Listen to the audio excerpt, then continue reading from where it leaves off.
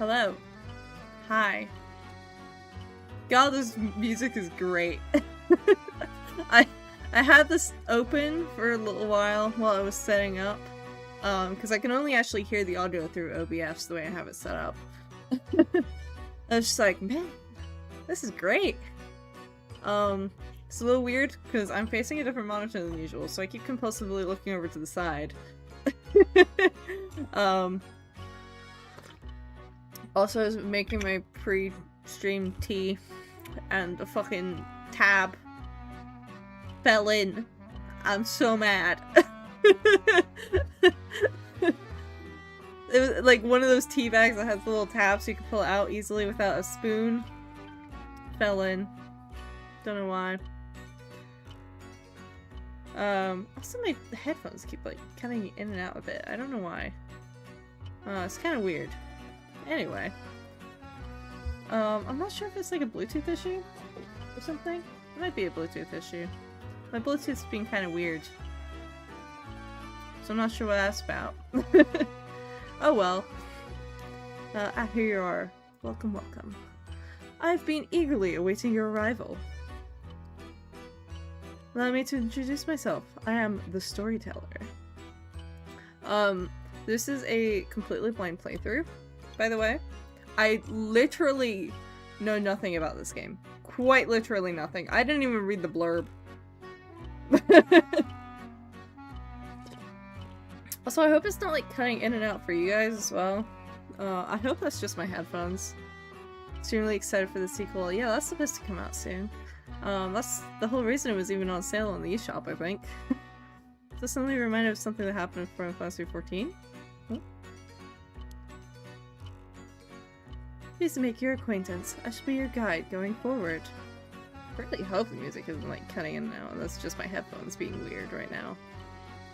I really don't know what that's about. It wasn't doing it this bad. Popped into Limsa today and there was just a line of people camping out. Oh yeah, that happens. There's usually a bunch of people AFKing. And some people do that. Apparently they were doing a vigil for a fallen player. Yeah, I've seen that happen a few times. What is going on?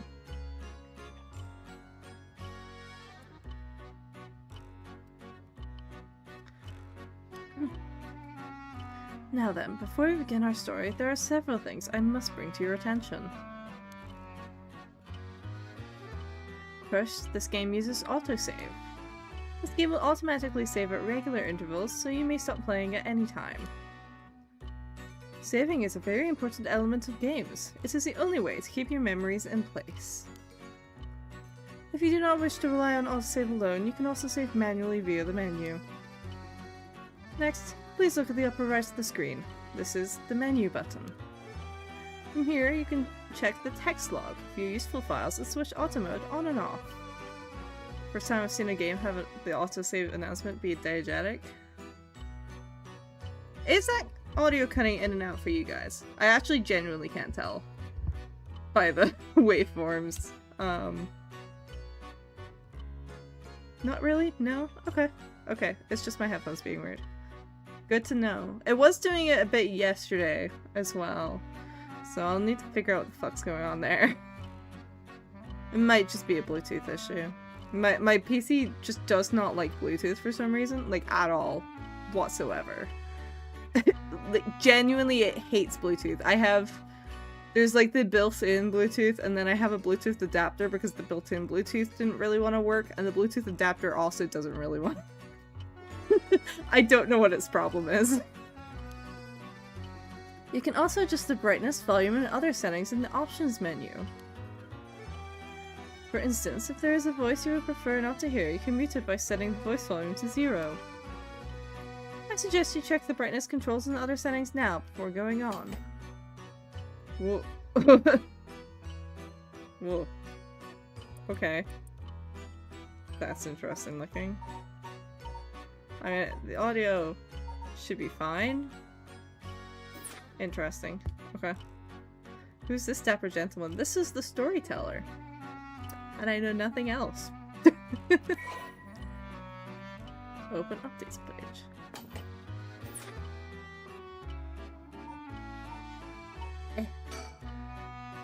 Also, this is a visual novel. It is, yes. Kind of. It's a bit of a funky one. From the very, very minimal amount I know. I know it's supposed to have, like, I think it was like 360 environments or something. I don't know if that's true. It's supposed to be quite wide environments anyway. Use curse. Oh. Okay, interesting. Well, we got our files, that's great. I'll explain other essential functions when the time is right. There is one more thing I wish to confirm before we continue. It would feel strange to go on without knowing your name. Please, tell me what I may call you.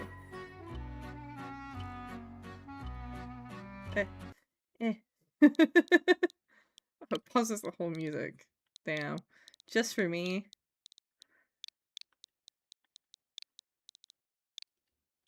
Here's my name. I see. You don't have this. No! Oi! Oi! That's my account name! Oh, how rude of me. Please pardon my mistake. I was sure that's what you said, but it seems I was wrong. What came over me? Let me try again. You wish to be called Debbie. Yes. Don't call me by my full name. My government name. It's probably a good thing I'm playing this on Switch, huh? Oh, God.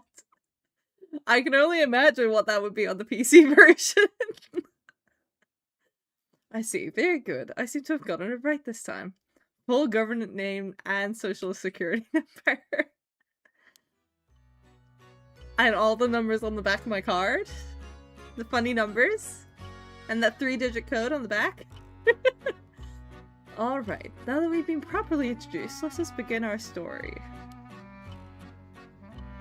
From antiquity to present day, regardless of how society and civilization evolve, death has been a constant presence that none have ever escaped.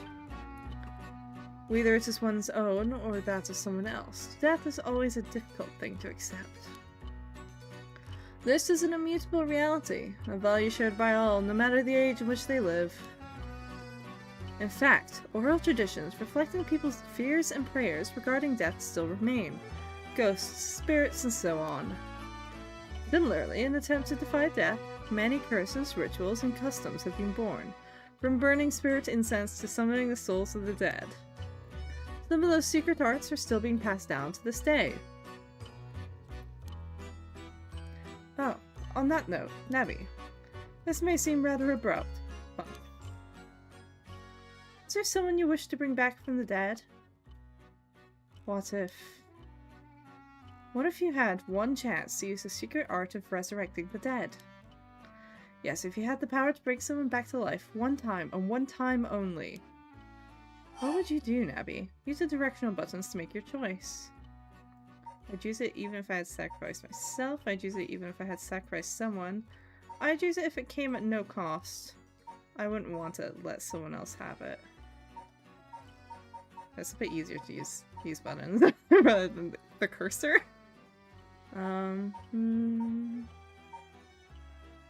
See, I don't think I'd be willing to sacrifice myself for someone who's already dead. I don't think I'd be willing to sacrifice someone else. I don't think so. I don't think I'd be willing to. It seems I'm someone who's quite, I don't know. I think I come off as quite blasé. How do you actually say that word? I don't know. I kind of think of death as just, that's it. It happens. Can't really do much about it. Geez, if it came at no cost, I wouldn't want it. I mean, if it came at no cost, I feel like it depends. I feel like it really depends on the rules. If the no cost means there's no consequences. What's the question we're discussing? If you had the ability to bring someone back from the dead, like if there's someone you want to bring back from the dead, would you use it if you were given a chance?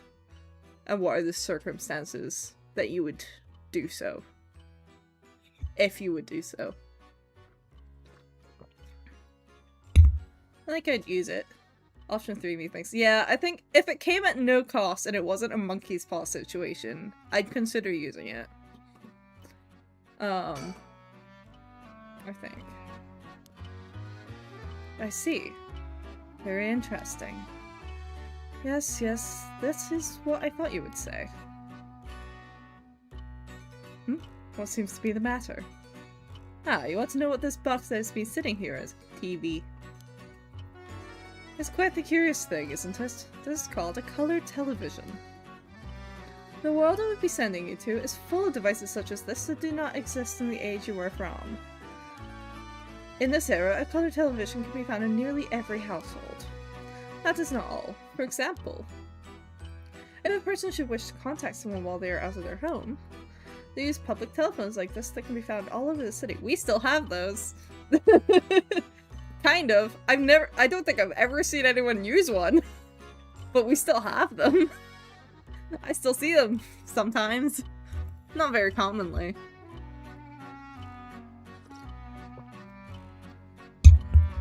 But they are still about.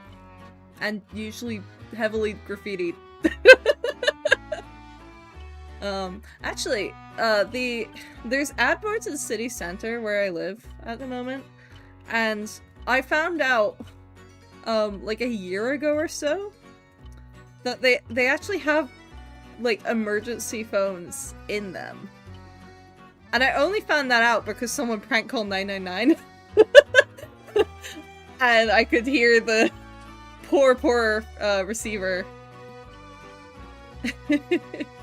And it was like, well, that would have been useful a month prior, because a month prior I had like a winter job, a festive job,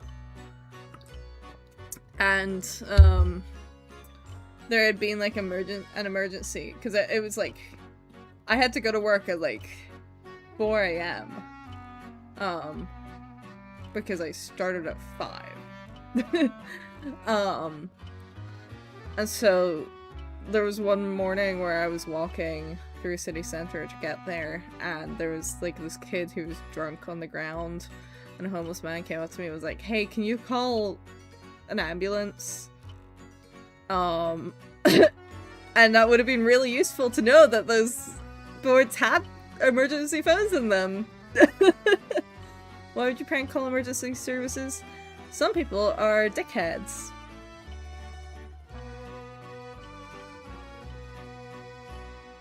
That's it. I don't know why else. I even felt bad, like, I don't know how people can do that, because I felt bad when I did have to call an ambulance. I ended up having to cancel it because the kid's friend panicked, because like the kid had friends with him, but they kind of ditched him, and one of them only came back because she realized that we were calling emergency services, and I think they were underage, and they were scared that they'd get in trouble at the hospital. And I was really upset because she dragged the kids home, basically. I was like, oh, that kid should really still go to the hospital, even if he's awake now. He should really go to the hospital. But I like, even having to just cancel an ambulance, I was calling genuinely, because like, I genuinely think that kid needed it, but whatever, I guess. So I don't know how you can prank call. I don't know how people can prank call emergency services at all. I don't get it. Why did my audio just totally cut out? What? Where'd my audio go? I can't hear anything all of a sudden. It just decided, nah. Hello? What is going on? Why could I not? Okay, hold on. What? Let me quickly.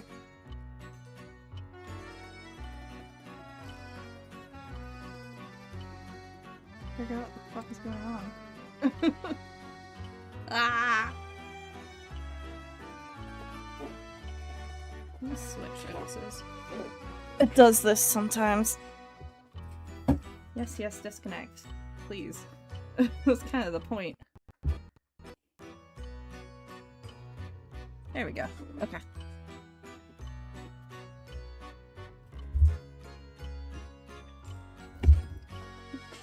Okay, everything's fucking collapsing. Jeez. Maybe it's because I have it on the floor. Maybe that's it. I don't know. Let me raise that up. Maybe that'd be an issue.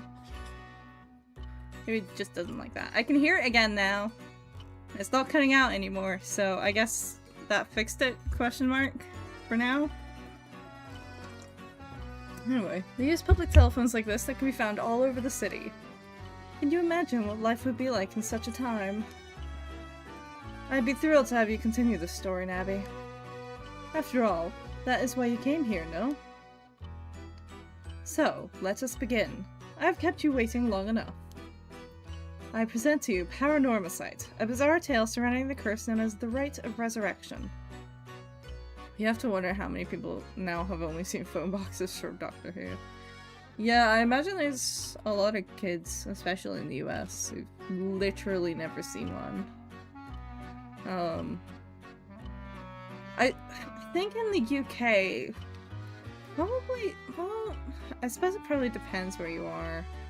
So I think the cities still tend to have some straggling phone boxes about. But they're not really used anymore. Hello! I just had an audio issue, but it's fine. It's fixed now. Let's not worry about it any further. A peculiar yarn is staring 9 men and women in a fierce fight for their lives as it unravels. Some of the characters appearing within surely share your views on the Rite of Resurrection. I imagine those who have lost someone dear to them will feel particularly strongly about it, clinging to it as their last desperate hope. The first I shall introduce, a man named Shogo Ikie, is one of them. Sure, tell me. Shogo Ikie. Sex male, occupation office worker. Shogo is an unremarkable young man entering his 3rd year of working in the planning department at Hihaku Soaps, a chemicals company headquartered in Sumida. Born in western Tokyo to an ordinary family around the same time as the birth of color TV, he grew up amidst the boom of special effects heavy action films, anime, variety shows, professional baseball, and pop music. Shogo graduated from a famous private university in Tokyo and was since settled into an apolitical mindset, common among those of his generation, with no strong ideals and no particular satisfaction with the world as it develops around him. He is content to just go with the flow, having stumbled into his current position by pure chance, and it is safe to assume he will follow the stereotypical path of working his way up the ladder, starting a family and remaining at the same company until retirement. He plays folk guitar as a hobby and is currently looking for a girlfriend. The average man. It kind of hurts my eyes a bit. Because it's got like a little bit of, what's the term? Why am I blanking on what it's called? Yeah. It kind of hurts my eyes. I've got like a teeny tiny bit of astigmatism, so it's like, ugh. A storyteller. Sex? Question mark. Occupation? Questions? The storyteller guides those who visit Paranormasight. Everything else around... if I can speak. Everything else about him remains a mystery. Breaking news. Breaking news, breaking news. Oh, I wonder what it could be at such a time. Early this morning, the body of a drowned man was discovered at a park in Sumida City. Police have identified the body as why can I not speak all of a sudden? Just having a casual stroke on stream, you know, real quick. Police have identified the body as Shogo Okie, a 25-year-old man who worked at a company in the area. As signs of a struggle were found, the Sumida police suspect foul play and have launched an investigation. Oh, excuse me! Please, pay no mind to what you've just seen. Goodness, you very nearly saw something that would have spoiled the story. Just pretend you did not see that. Let us turn back time back a smidge. Let us turn back time back a smidge and start from there. Spoilers! Say some storytellers, guys. Do you understand? You saw nothing. You know nothing. This story is a work of fiction. All locations, characters, organizations, legends, etc. that appear in this game have no relation to reality. I like how they put that after the intro, implying that actually the storyteller is real. He's not part of the game.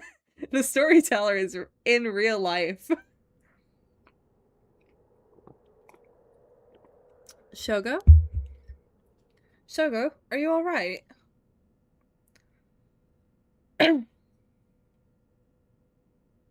Hey, can you hear me? He is real. I've seen him. He wears a hat. He's the Hat Man. Oh my god, I can't believe the Hat Man is real. Holy shit. Huh? Hey, that's not a proper answer. Earth to Shogo... Why can I not fucking speak? Earth to Shogo Okie. What do you think you're doing, falling asleep here? You gave me quite the shock. Come on now, up with you. Up! Okay. And... there. How's that? Alright? Do you feel dizzy? Have a headache? Are your humors off balance? I'm fine, I think. There's definitely nothing wrong with my humors, though my head's still a little fuzzy. Office worker, Shogo Okia. Uh-oh, that doesn't sound good. Turn your head around a little bit, see if you can walk alright. The game is in your control, use the right stick, or swipe the screen with 2 fingers to look around. Try looking at your surroundings now. Well, we only have one option with that. Ooh. Oh god, wait. Hold on.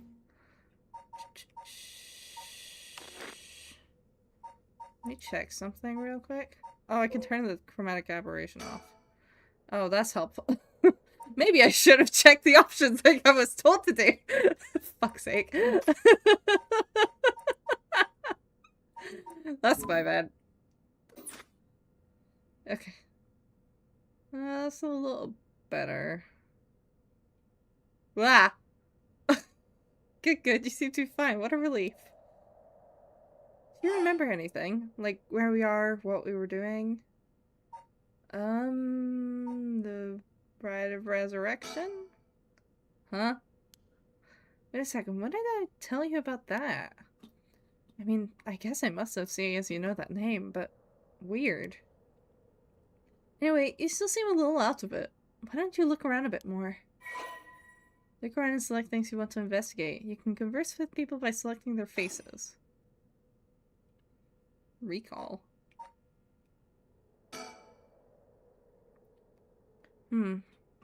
Where are we? Oh, right. This is Sumida City, Tokyo. We're at Kinshibori Park near Kinshicho Station. Yoko brought me here saying she needed my help with something important. It's just past midnight. That explains why there's nobody else around. Files updated. Sumida City, Tokyo. One of 23 districts of Tokyo. Located in the eastern part of the city, it is surrounded by the Sumida, Arakawa, and Kiyonaka rivers. At the start of the Showa era, the area was still divided into 2 districts, the southern Honjo and northern Mukojima, but they were merged into one district after the Second World War. It is said to be named after the Sumida River and the banks that line it. Unlike the river, however, its name uses the character for ink rather than that for corner. Even now, people still frequently mix up the two. Despite suffering extensive damage from both the Great Kanto earthquake and air bombings during the war, Sumida managed to recover and come out on top every time. Once filled with samurai residences, it is now home to a thriving industrial district and many residential zones, though evidence of its previous character can still be found all around the area. And a whole bunch of landmarks. Kinshibori Park. Opened 1950, conveniently close to Kinshicho Station and surrounded on all sides by roads, this paved park is a popular spot for people to meet or relax. Kinshibori Park was named after the Kinshibori Canal, part of the South Warigaesui Canal, which could once be found nearby. I don't know why that tripped me up so bad. In fact, the area's name, Kinshicho, was also derived from the canal. See? Is there like no. Okay. Yuko hasn't been added yet. Exposition. Is there anything else? Oh, playground. That's an interesting looking playground. I wonder what the mystery option in the menu is. Remains to be seen. I bet it's crawling with kids during the daytime, but it's kind of peaceful here at night. Jesus Christ.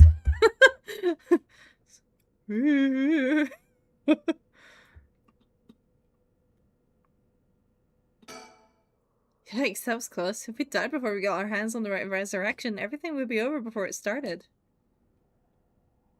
Then we've got the obvious recall option here. Big recall option. Ugh, I'm still a little woozy. What the hell is wrong with me? There's a girl here. Who is she? I need you with life for my cult things. How am I supposed to run a cult alone, huh? Oh.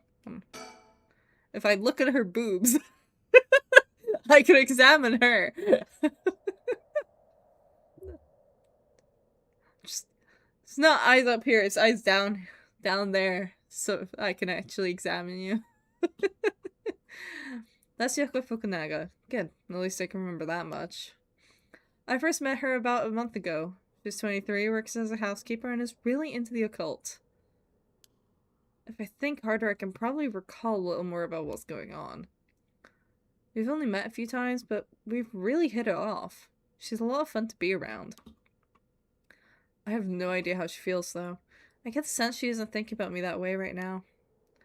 But I know I've got a thing for bubbly girls who are into dark things like the occult. That's quite specific tastes, I feel like. What did I do last night, or last week, or last century? Okay, now we can look at her. Yoko Fukunaga. Sex, female, occupation, housekeeper. After obtaining a junior college degree, Yoko started working as a housekeeper. Due to her ability to see things others cannot, she has received strange looks from a young age. This ability spurred an interest in the paranormal, which she continues to pursue to this day. Following graduation, Yoko worked a desk job at a trading company, but butted heads with her supervisor, who was skeptical of the supernatural, and quit within a year. Now, while working as a housekeeper, she spends her days devouring mystery magazines and visiting haunted spots.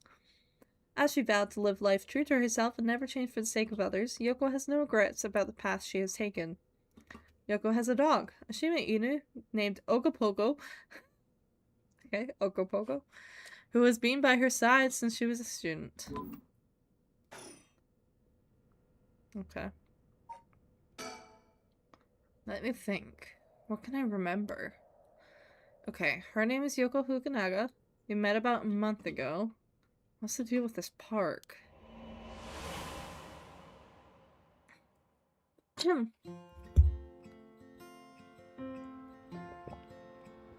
It was around noon on one of my days off. I had just finished running some errands in Kinshicho, and I was here taking a quick break. I was just looking around absent-mindedly. Oh.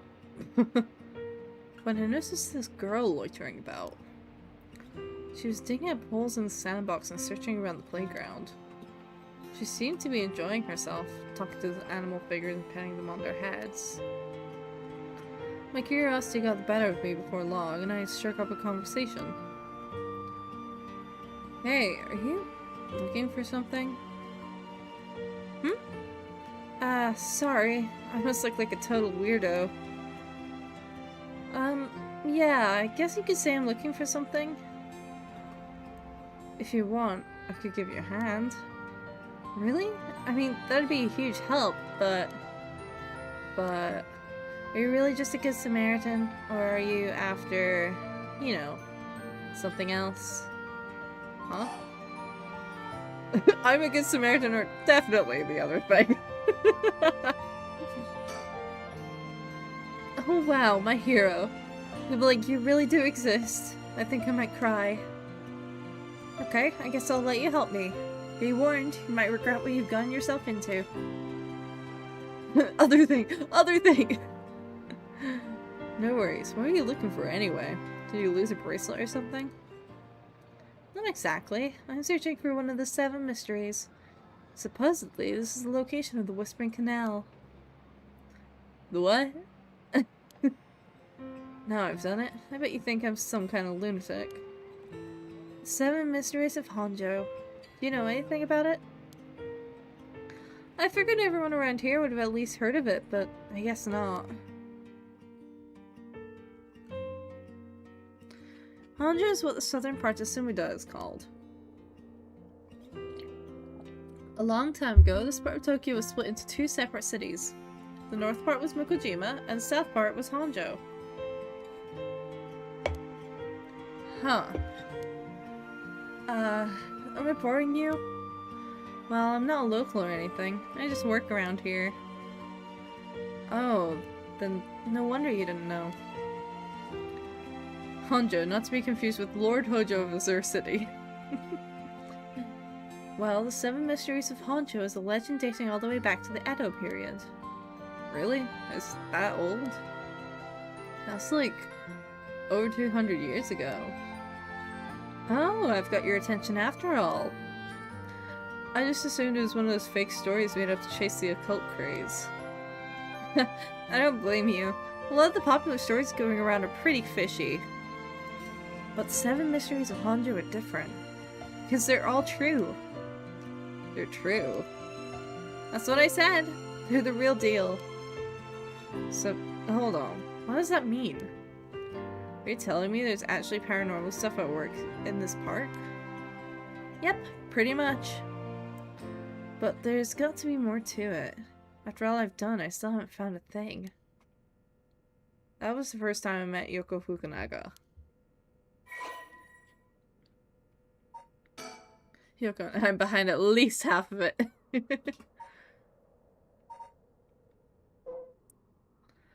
Honjo became known as a hotspot for Jesus.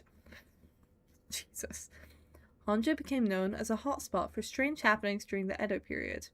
A number of these stories have survived to this day and become known as the 7 Mysteries of Honjo.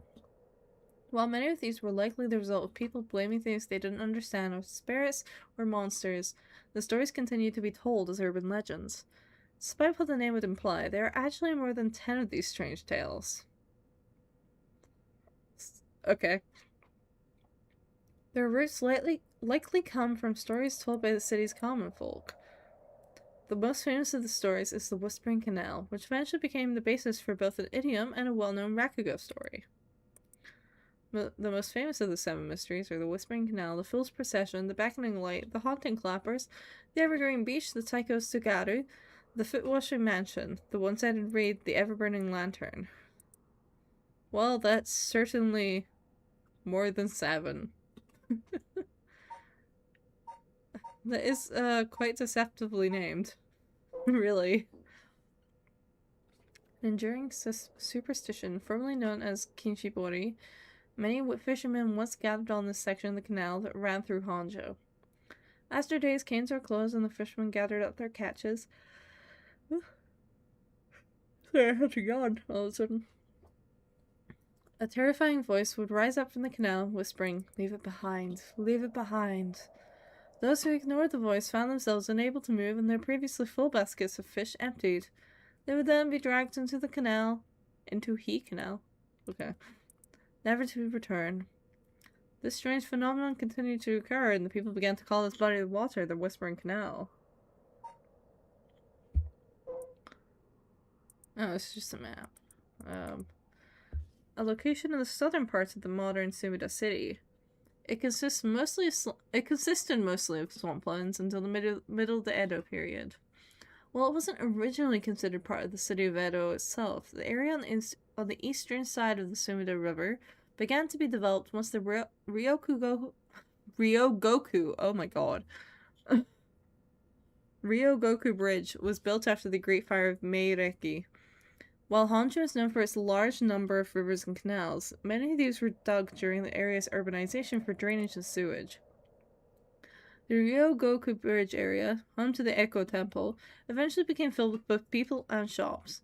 After a magistrate was assigned to the area and shops continued to pop up, it soon became a part of the Edo proper as its reputation as a lively place spread. Honjo, along with other areas like Asakusa and Fukuoka, are still appreciated today for their old-fashioned feel and architecture. Oh, oops. I didn't mean to fully close it. There you go. Paranormal phenomena. The supernatural. Aliens. Cryptids. Lost civilizations. ESP. The list goes on. Such unexplainable phenomena are quick to take on a life of their own. Do we have a Greg's on that map or what? I'll have to check in a moment. A plesiosaur named Nessie living in Loch Ness. Hey! Sightings of mythical creatures like the Tsuchinoko or Hibagon. The urban legend of the Kuchisaki Onna. Television reports of spoon-bending physics. Or spoon-bending psychics, even. Documentaries which feature mediums and spirit photography. These are only a few examples of stories that have captivated the public. There's no end to this obsession in sight, with magazines and paranormal phenomenon enjoying widespread publication. Most recently, rumors of an ancient ritual known as the Rites of Resurrection have been spreading in certain circles. Hey! Thank you for the stream streak. Let's check the Honjo map. It's fucking illegible. It's a bit too zoomed out, I think. Oh. Ow. My ears. Why did I set that so loud?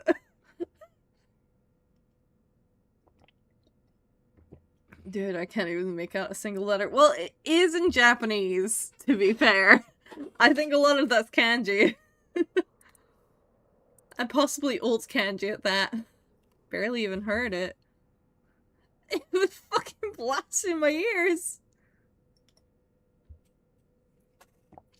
Good to know I have a jump scare button. Well, that is my sound alerts, actually.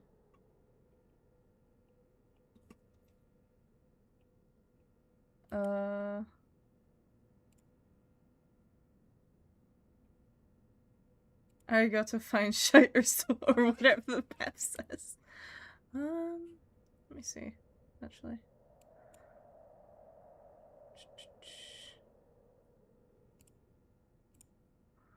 Advanced audio properties, it would be.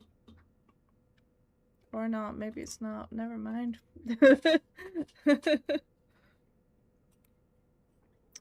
Like, it wasn't quite so much a jump scare as it was fucking loud in my ear. I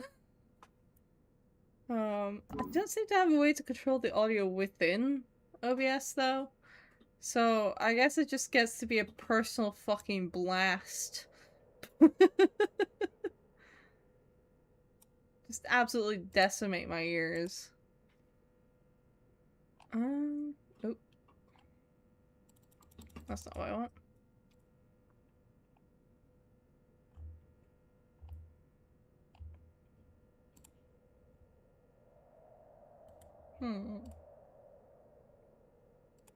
Let me control the audio via OBS. There. Okay, it should be a normal audio, anyway. We exchanged contact information, and we've talked on the phone a few times since. We've even met in person once or twice. But she never brought up the 7 mysteries of Honju again. I figured she'd gotten bored of it. Until today, when all of a sudden she decided to resume her search. Wait a second. Where did Yoko go? Well, that looks like her there, but you know. According to Yoko, the Whispering Canal, one of the 7 mysteries of Honjo, is around here somewhere. This is apparently the story that the expression left at the canal originally comes from. I think I left myself a note about it. I should check my files. Telephone booth. These telephone booths are all over town. The lights are always on so they can be used in an emergency. Telephone booth. A small booth containing a public telephone. Most often found in parks or along roads, local telephone calls can be placed at a rate of 10 yen per 3 minutes. More recently, telephone booths capable of accepting prepaid cards known as telephone cards have begun to spread, enabling one to make a phone call without the need for a small change. The telephone booths in the downtown area tend to be plastered with unauthorized advertisements and leaflets, a problem that has shown no signs of slowing down. Yeah, that's how they all are here too.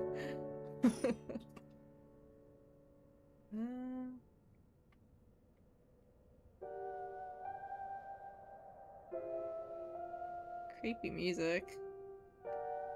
Playground's the same.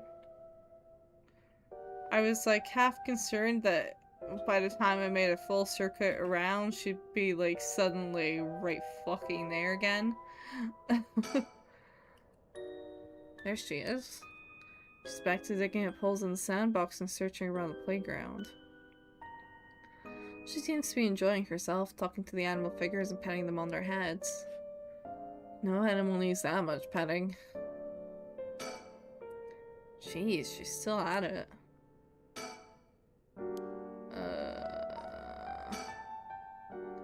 That's right, she asked me to come here to help her look for one of the 7 mysteries.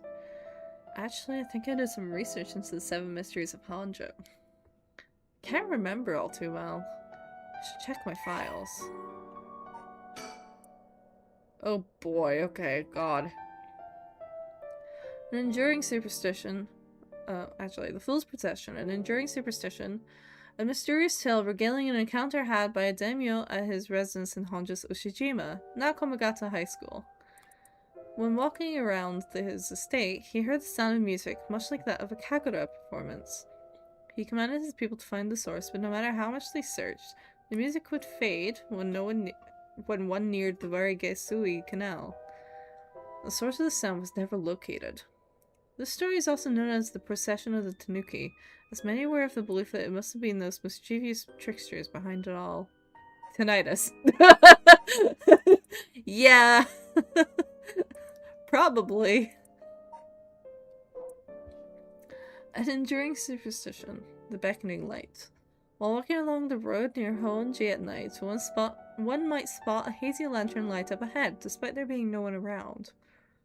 Following it will cause it to go out suddenly when getting near, but just when one fears the darkness might swallow them up, another light will appear further ahead, as if guiding the one who sees it. Some say the flame is benevolent, leading people to their homes, while others believe it is a monster, leading people astray. Some even believe this eventual spirit is someone that died, luring the lost to the land of the dead. That's basically will-o-wisps. Huh. Will-o-the-wisp. Oh, that's again not what I meant to do.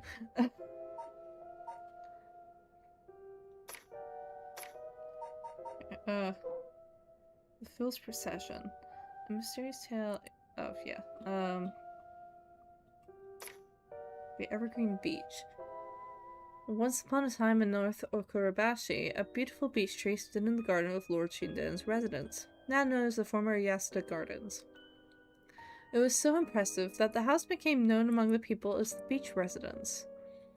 Somehow, no one had ever seen a single leaf fall from the tree. As rumors spread of the eternally green tree, it became known as the Evergreen Beech. However, this particular species of tree was actually an evergreen, so the lack of fallen leaves was nothing out of the ordinary. This has led people to say that the strange part of this legend is the fact that it even became a legend at all. The Taiko Sugaru. There once was a daimyo from the from the Hirosaki domain in Suguru who built a residence in Midoricho, there we go, on a large piece of land. On this estate was an almost 8-meter tall tower that served as a lookout for fires. Only a designated firefighter was allowed to use the large drum that resided atop the tower in the event of a fire. While most towers used wooden blocks to sound a fire alarm, for some reason this residence was permitted to use drums. The residence and its special privileges led to much speculation and gossip among townsfolk. Okay. The Foot-Washing Mansion. This is a story of something that occurred in the dead of night in a residence in Mikasacho, modern-day southward Yasui Street in Kamizawa. The foul-smelling wind rattled the house. Suddenly, a giant foot drenched in blood smashed through the ceiling. "Wash!" it commanded. After the servants carefully washed the foot, it returned from whence it came, fixing the roof it had broken. A man who had been visited by the foot every night asked a friend to trade houses with him. That night, the foot stopped appearing. Sleep paralysis? The one-sided reed. There once was an infamous rogue by the name of Tomezo, who fell for a woman named Okuma. Tomezo persistently chased after Okuma, attempting to win her heart over and over again, but she rejected his advances each time. Enraged by her indifference to him, Tomezo brought a dagger to the canal near Ryogoku Bridge and attacked Okuma. He cut the arm and leg off one side of her body, then threw them into the canal. Ever since then, the reeds growing along the canal have only sprouted leaves on one side. Nutrients. Nom nom nom nom. The ever-burning lantern. On a bone-chilling winter's night, one may happen upon a sober cart along the canal known as South Warigasui. There is something strange about this cart. No matter when one might visit, its owner is nowhere to be found. Yet the lantern that hangs from it stays perpetually lit, burning brightly even with no oil to fuel it. Should one attempt to put out the flame, it immediately roars back to life. However, there is also the tale of the never-burning lantern, another telling of the story in which the sober cart's lantern always remains dark, refusing to be lit.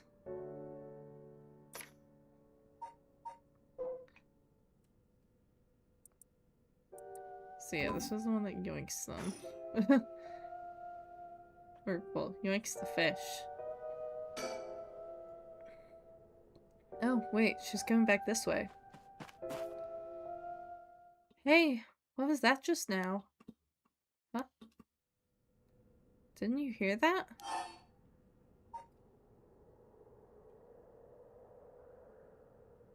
I mean, I hear wind. Like, really faintly. But I hear wind. You're hearing things. No, I didn't hear anything. You sure you didn't just imagine it? Maybe I did. But your special talent. You should have been able to hear it. Pay closer attention for me, okay?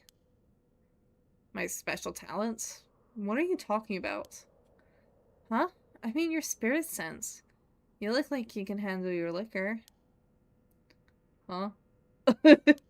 Oh. I have no idea what drinking has to do with it, but I don't think so. Well, you must. I mean, you can see me, right? Huh?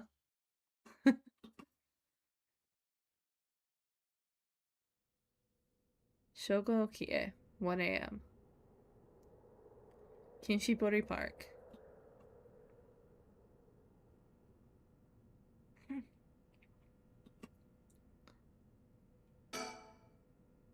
It's gone late. Really late, actually. It's already past 1 a.m. There's a chill in the air, but I guess that's normal for this time of year. Or so I keep telling myself. I need an adult. These telephone booths are all over town. Yeah.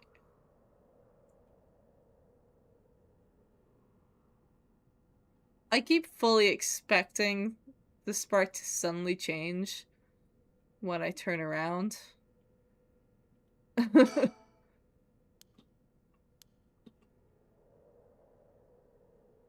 Ooh. I don't know how she's so comfortable talking about spirits and the paranormal at this time of night. Either she's got guts or she's just used to it. Unless... No, it can't be. Wait. You're kidding, right? About what? I mean, just now. It kind of sounded like you were saying that only people with a spirit sense can see you. Of course that was a joke. Duh. You don't really think I'm some kind of evil spirit, do you? But yeah. I meant what I said about your spirit sense being strong. I bet you could take down a whole gimlet in one gulp, seriously. That's the real reason I asked you to help me with the 7 Mysteries of Hanja business. Okay, let me just clarify something. Are you saying you can actually see paranormal stuff? Sure, I could handle a solid Moscow mule. Why are you measuring this in terms of cocktails? Well, they're spirits. Not a believer, huh? Well, that's no matter. But you have to have seen some weird stuff over the years, right? Weird stuff? Yeah, like things you could see but could never understand. You can't be serious.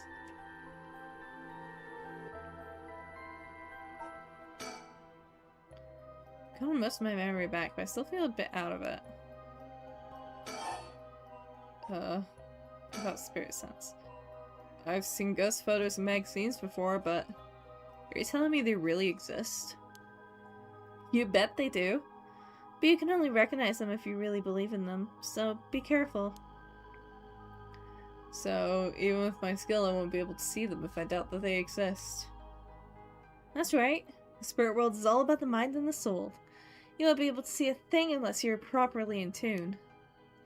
But sometimes people get caught up in the moment, thinking they might see something, and then they really do. Because they believe they would. Is that how that works? Yep. Just like drinking. You'll never know how much booze you can handle unless you're ready to down some shots. I'm still not sure I get the drinking thing. You know, I realized how strange it was as the words left my mouth. Sheesh. About alcohol. Totally unrelated, but do you actually drink? Real alcohol, I mean. Whoa, talk about whiplash. I didn't expect you to start making small talk. Well, our conversation was getting a bit dark. I figured to change the topic might lighten things up. Oh, I see. If you really want to know. I like to think I can handle a few drinks.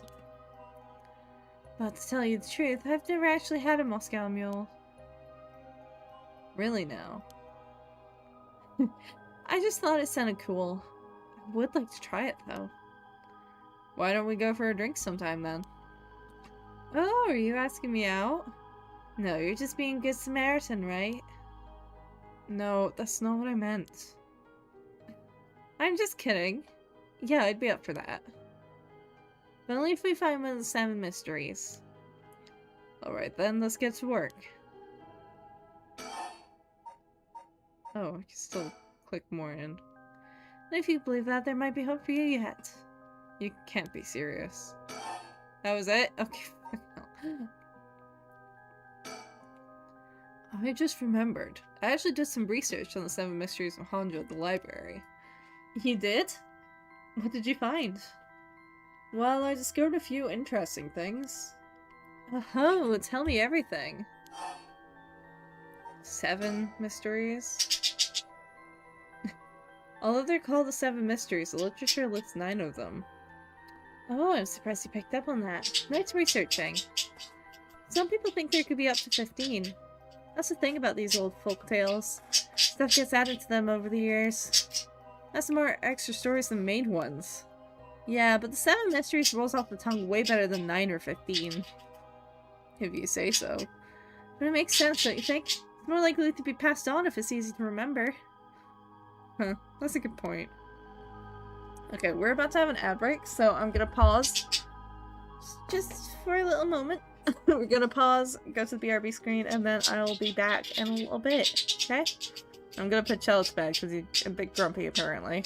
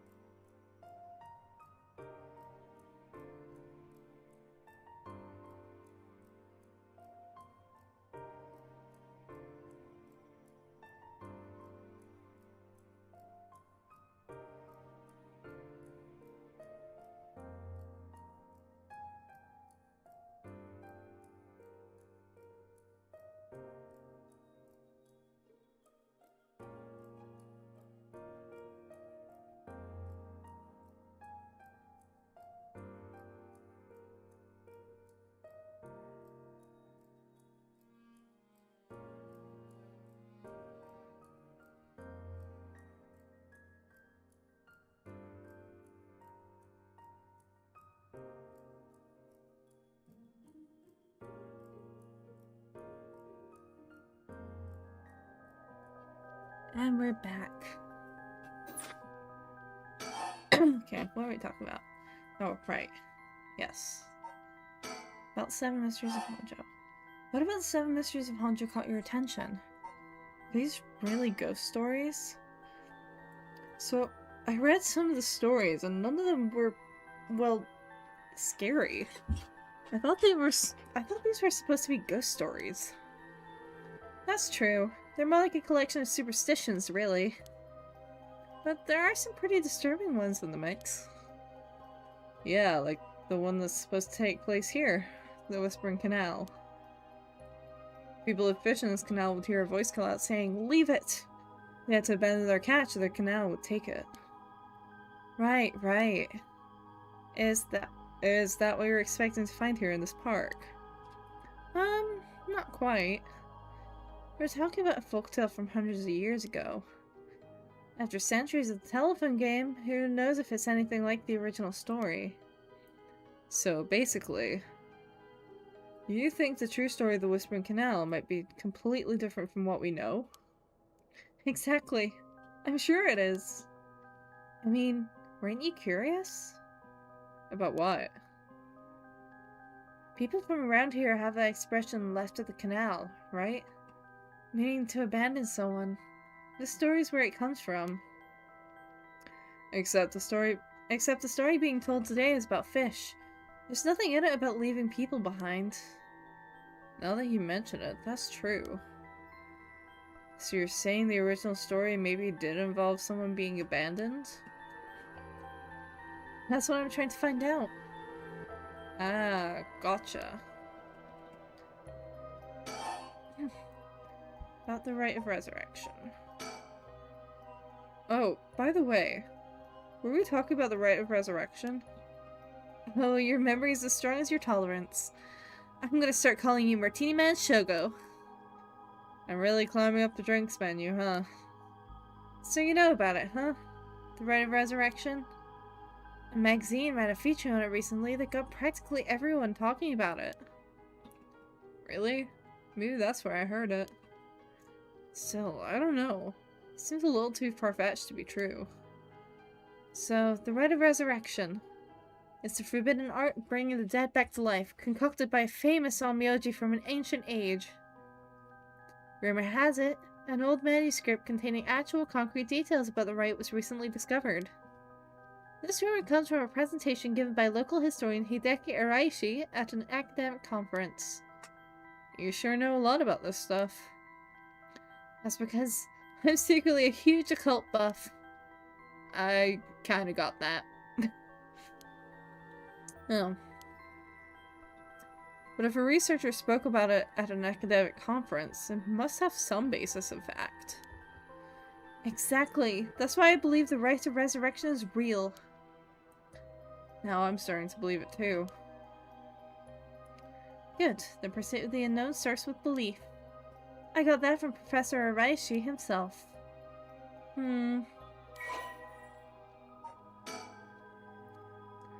As indicated by its name, this manuscript holds detailed instructions on how to perform the secret art of reviving the dead. This forbidden ritual is said to have been devised by a once famous onmyoji. The local researcher Hideki Araishi recently discovered the old manuscript and gave a presentation on it at an academic conference, sending ripples through the field of occult studies. I want to fix my tracking real quick.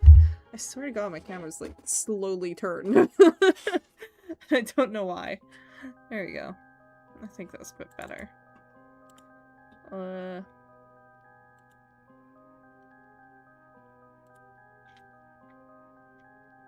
Yeah, okay. Wait, hang on. I've got another question. You mentioned the rite of resurrection. Are you looking for that too? Does it have something to do with 7 Mysteries of Honjo? Oh, you're sharp. I could cut my finger on you. To tell the truth, it's actually the other way around. What do you mean? Well, I started off searching for the rite of resurrection. But along the way, I realized I needed to investigate the 7 Mysteries of Honjo first. I see. So then, why are you looking for the right? If you're looking into a way to bring someone back from the dead, does that mean you've got someone you want to bring back? You know what? Forget it. It just came to mind, so I thought I'd ask. I didn't mean to pry. Sorry. No, it's fine. I figured I'd need to tell you at some point. It's Ogopogo. Ogopogo? Yeah, I want to bring Ogopogo back to life. He died in an accident about a month ago. Ogopogo died? Oh, right. Ogopogo was my dog. I had him for 8 years. Ah, okay. Your dog. Gotcha. You spent a long time together. Losing him must be really hard for you. Yeah, to be honest, I'm not sure if the right even works on dogs. But as soon as I found out about it, I knew I had to give it a try. I don't think I could forgive myself if I just let the opportunity pass by. Definitely. Now I understand why you feel so strongly about it. Thanks for telling me. I know this must be hard to talk about. But you know what? Well, that led to me meeting you. So at least something good came out of it. Though that doesn't mean I'll stop looking, obviously. Yoko. I'll do everything I can to help you. Yay! I'm so glad to hear that! Let's keep up the hard work then, yeah? What's that got to do with 7 mysteries? So, about the connection between this rite and the 7 mysteries. Putting together everything we've talked about. My guess is that the original stories behind the 7 mysteries, the true stories, are the key to finding the rite of resurrection. And that's why you're here searching for one of them. Do I have that right? Wow, 10 out of 10. You're proving to be quite the capable assistant. Wait, since when was I your assistant? Anyway, this is all just hearsay, but some say that what led to the 7 mysteries coming to be was the rite of resurrection itself. Huh? Don't the stories come from the Edo period? I thought the rite of resurrection was supposed to be way older than that. Right, it seems that an onmyoji from the Edo period rediscovered the ancient art. That old manuscript I mentioned with all the details on how to use the rites? Apparently, it was written in the Edo period. Oh, right, I never told you its name. The manuscript is called the Record of Fates. Whoa, what a name. And it speculates that the secret of the rite is hidden within 7 mysteries of Honjo. So now, the 7 mysteries are the hot new trend. Among who? You know, this whole thing's starting to sound pretty questionable. Come on, remember what I said about the pursuit of the unknown? It starts with belief, right? Yeah, that's pretty much what was said already. Whoa! What the hell? It feels like the air just changed.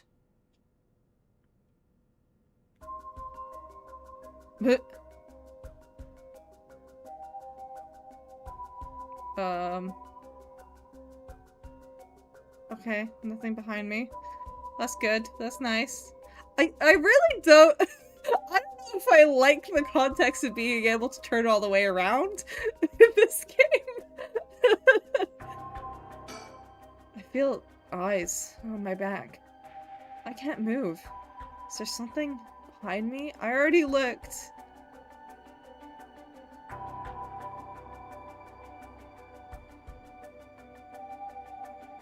I don't like it. I don't like it. I need an adult. Something's got Yoko really rattled. Yeah, I got that. Yoko, are you okay? Hey, what's wrong? Stay with me. No, this can't be. No, no.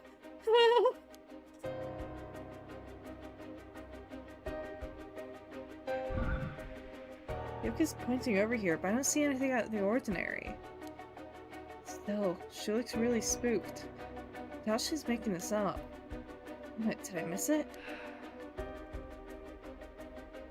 Okay, do I have to, like, take my chance or something? I don't see anything I should be frightened of. Ugh, I don't get this. What's going on? Did something happen? Yoko?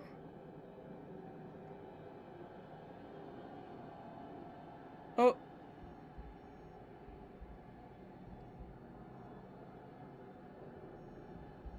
I don't think Yoko's okay. I think Yoko needs an adult more than I do, actually. Or like an ambulance.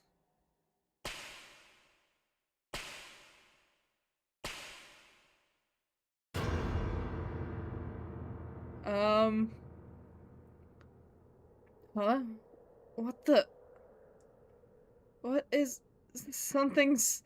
What is it? Why is this happening?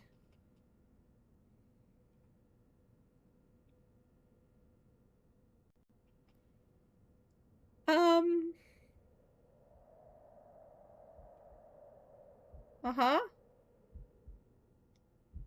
This is the same location, the same time. Yoko, answer me. Yoko? No way, it can't be. Why? Why?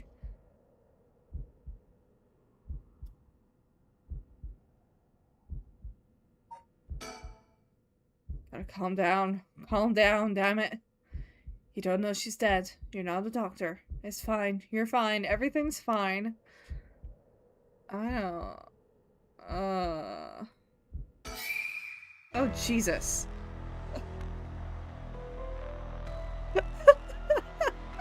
Okay.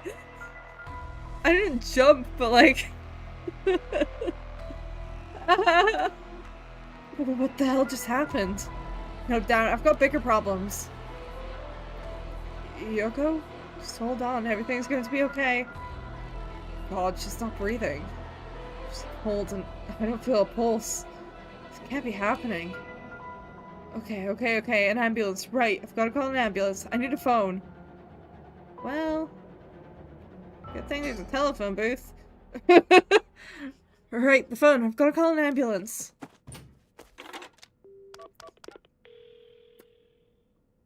Or like, do CPR. I called her in. The ambulance shouldn't be long. But is it going to make a difference? Her body's gonna stuff and her skin is cold, and I don't think she's breathing. She looks more like a mannequin than a person now. I don't think there's any coming back from that. I don't get it. Just a few minutes ago we were chatting away without a care in the world. Yoko. How did this happen? How could someone so bright and bubbly just suddenly drop dead? Resurrect her. Huh? Oh, that's right. If that rite of resurrection she was talking about really does exist, there might be a way to bring her back. If someone could just drop dead out of nowhere like they were cursed, then why shouldn't there be a way to bring them back to life? Yoko believed in it, so if I believe in her, it seems completely possible. Maybe, just maybe, I can still save her. Even if I've got to deal with spirit senses and curses and whatever, I've got to try. Wait for me, Yoko. I promise, I'll use the rite of resurrection to bring you back. Right before she died, I felt a strange presence a few times. It seems like she saw something. Something that shook her to the bone. There's definitely something strange going on. Maybe it's still here. What could she have seen? She mentioned that the rite of resurrection and 7 mysteries were connected. So maybe, whatever it was she saw, Has something to do with that whispering canal. Whoa! I think a ghost keeps fucking knocking me on the head. Or knocking Shogo on the head, I guess. Damn it, that presence again. It must be around here somewhere. But where? The cold night air feels like it's pressing down on me. Just standing here makes me want to scream. But I've got bigger problems right now.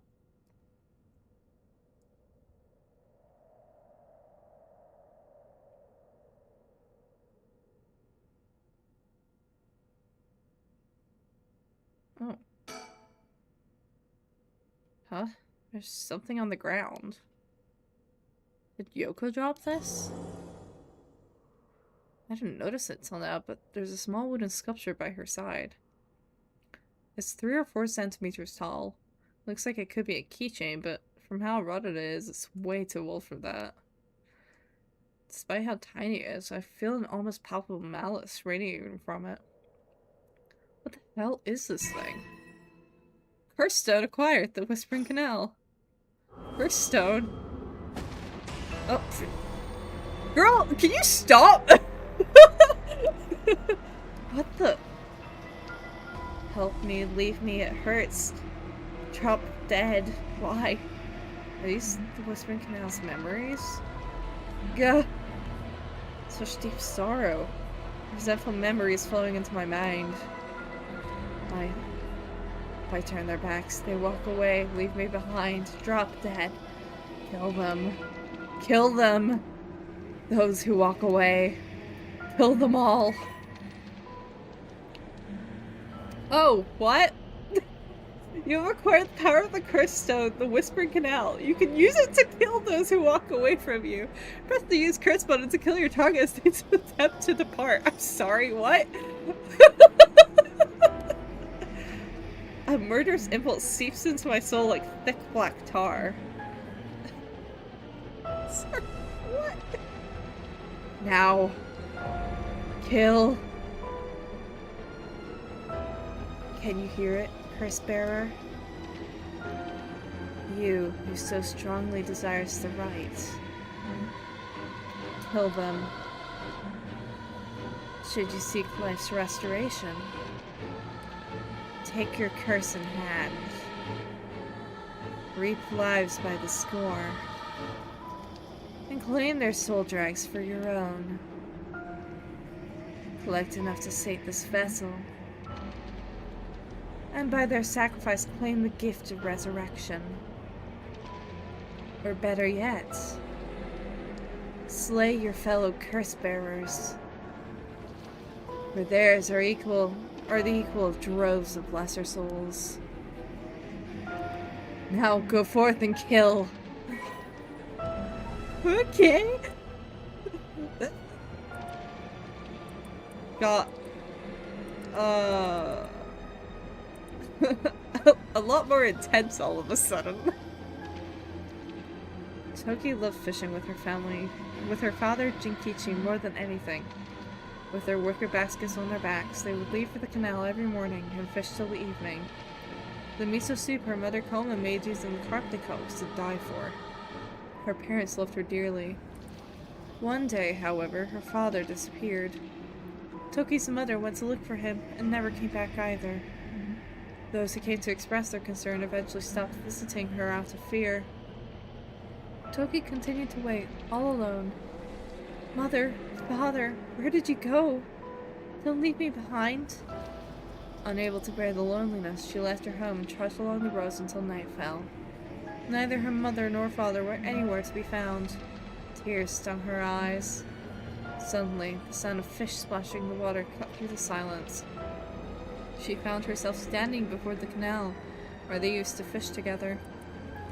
The taste of carp and the memory of her father's smiles flashed across her mind. Without thinking, Toki walked into the moat. The sound of water splashing echoed throughout the night air. Passers-by thought of it only as the fish in the canal. The splashing faded, and the silence returned to the lonely night.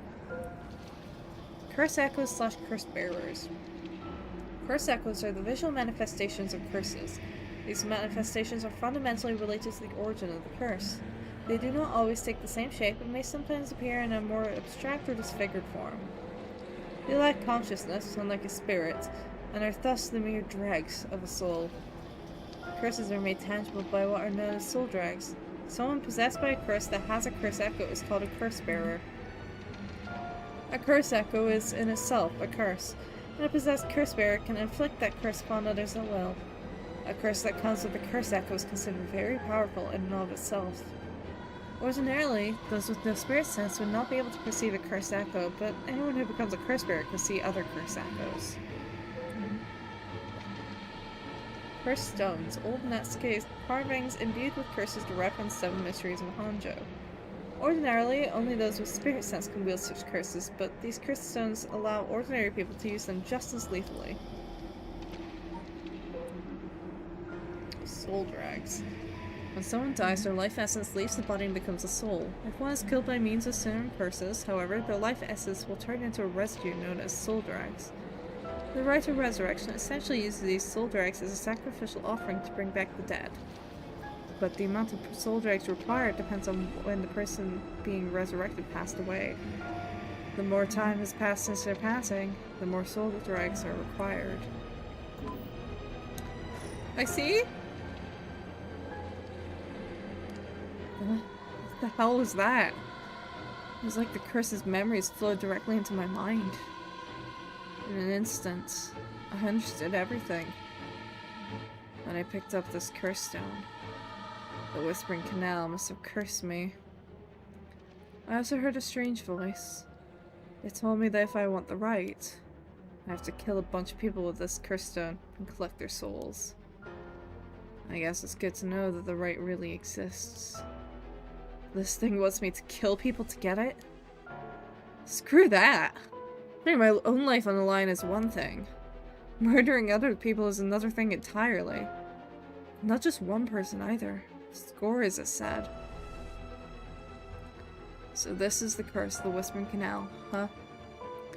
A curse that traps the soul of anyone who tries to walk away from me. But if I use it and collect enough souls, then I'll be able to bring Yoko back. There was something about other curse bearers being worth more soul drags. Jeez. I'm really at a loss here.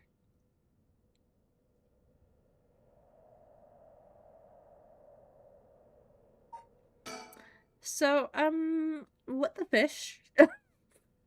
What? Now I've got my own curse stone and the curse of the Whispering Canal. I'm in way over my head. Was Yoko the one who dropped this curse stone? Does that mean she was the previous owner of the curse of the Whispering Canal? Then, does she know what the rite of resurrection involved?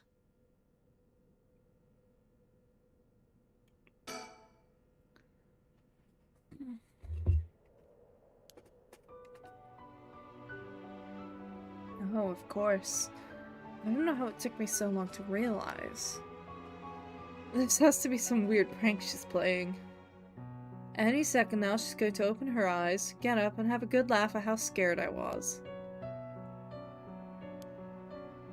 Right, Yoko? Dude, her eyes are like wide open. I rolled way back. You can give it up now. Boy, did I fall for that one. You really got me good.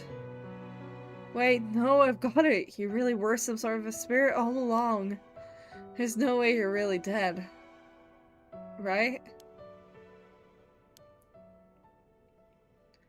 I'm not even fooling myself anymore.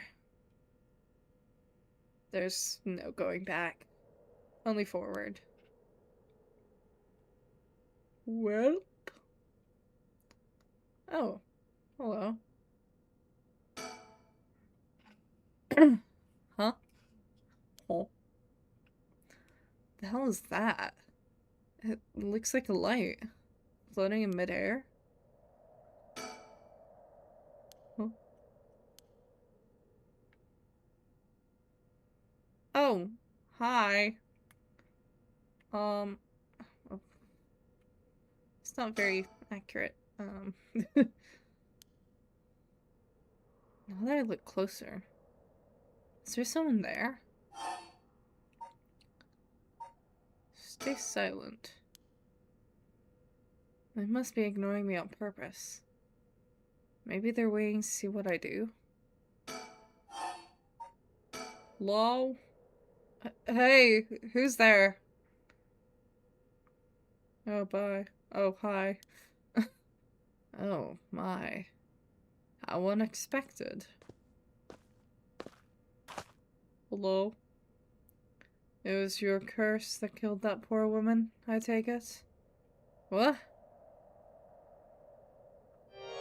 Cat got your tongue, Mr. Okie. Huh?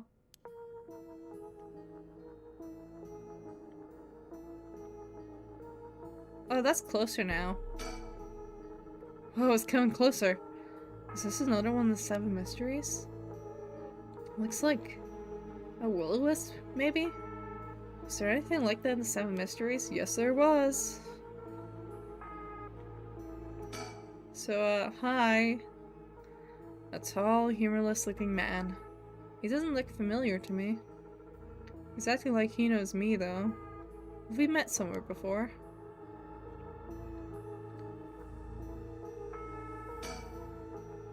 It's creeping me out, but it's staying put for now. I should probably leave it be.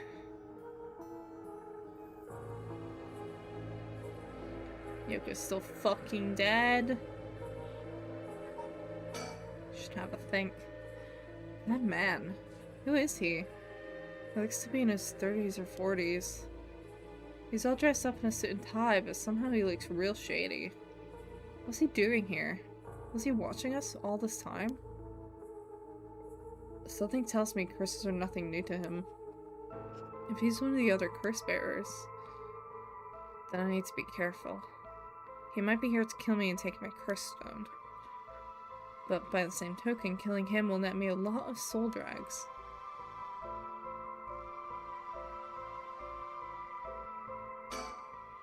I still don't have a clue who you are. How do you know me? Have we met? Dear me, it is always humbling to find out one is not as well known as one believes. Perhaps my name will help you remember. I am Takumi Yumioka. Takumi Yumioka?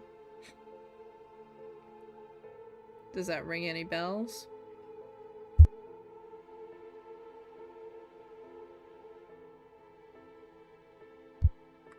Sorry, I had like some phlegm stuck in my throat. It was clogging them.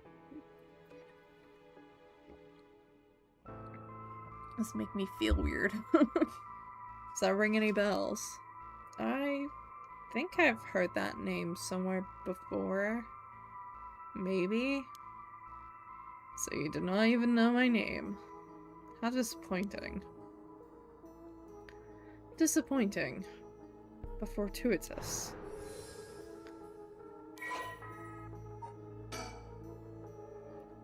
Sex, male, occupation, curse, Great. Well then, Mr. Okie, allow me to make you a proposition. You have a curse stone in your possession. I would like you to give it to me. How do you know? How do you know about that? Why, I saw the whole thing. That doesn't explain how you know what a curse stone is. Even I barely have a handle on it. You know about the 7 mysteries of Honjo and their curses and all that, don't you? Of course. Those curse stones. They are terribly dangerous things, capable of killing without trace so long as their conditions are met. I hadn't thought of it that way, but yeah. Imagine what might happen if one fell into the wrong hands. They would be safer in mine, don't you agree? Although it seems I arrived too late to stop you from killing that poor woman. What are you— That wasn't me! I am willing to overlook your indiscretion. But only if you give me your curse stone. No way in hell. For all I know, the wrong hands are yours. Very well. I would hope to settle this amicably, but you leave me no choice. This Takumi guy must have a crystone of his own.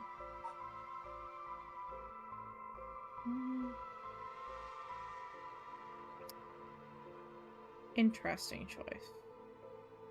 He must have a crystone, or he can't have a crystone.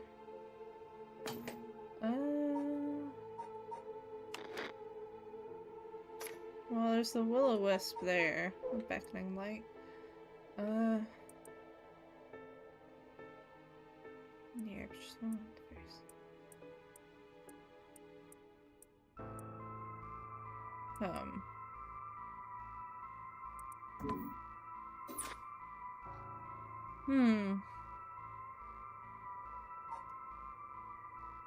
I'll assume he can't? I don't know, my gut is telling me he doesn't. But I could be wrong. That's just my gut. I have nothing to tell me either way. There is the will-o-wisp there, but I don't know if that means anything. There's no way he has a crystone of his own. If he did, he wouldn't be so eager to get his hands on mine. He wants one of his own. They're that powerful. And that dangerous. By the sounds of it, if I give him the chance, he'll try to take my curse stone by force. I have to keep him talking and figure out a way to get my curse out first. How can I get him to leave me behind? Though, it would be a waste not to take this chance to find out about the other curse bearers.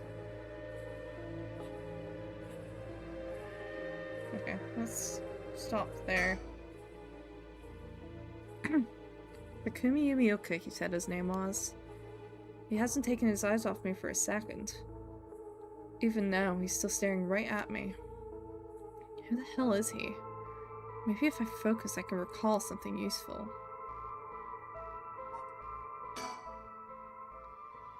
Takumi Yumioka. How the hell does he know me? It's not like I've been getting out much. I barely have a life outside of work.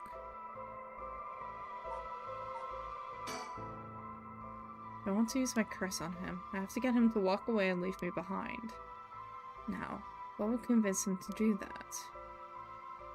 Scenario 1, he does what he came here to do. Scenario 2, he suddenly needs to be somewhere else. He's probably here for my curse stone, so I don't think I'd get out of scenario 1 alive. Scenario 2 means hoping something will happen by chance, and luck is rarely on my side. So my only hope is scenario 3. Something makes it impossible for him to stay. I don't have to keep him away forever. I just need to get him to walk away once.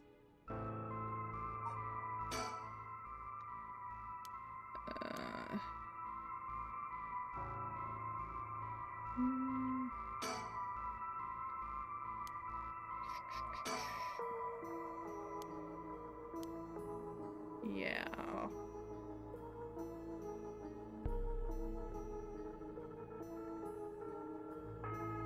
Yoko's still dead.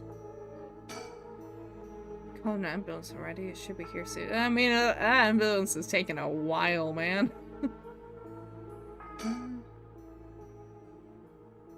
Takumi Yumioka.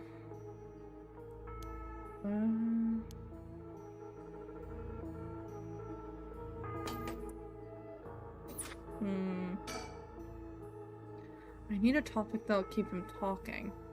My best bet would be... About Takumi, about Yoko, about my curse stone. What's up with that light? Before I give you my curse stone, I want to know who you are. I need to know if I can trust you.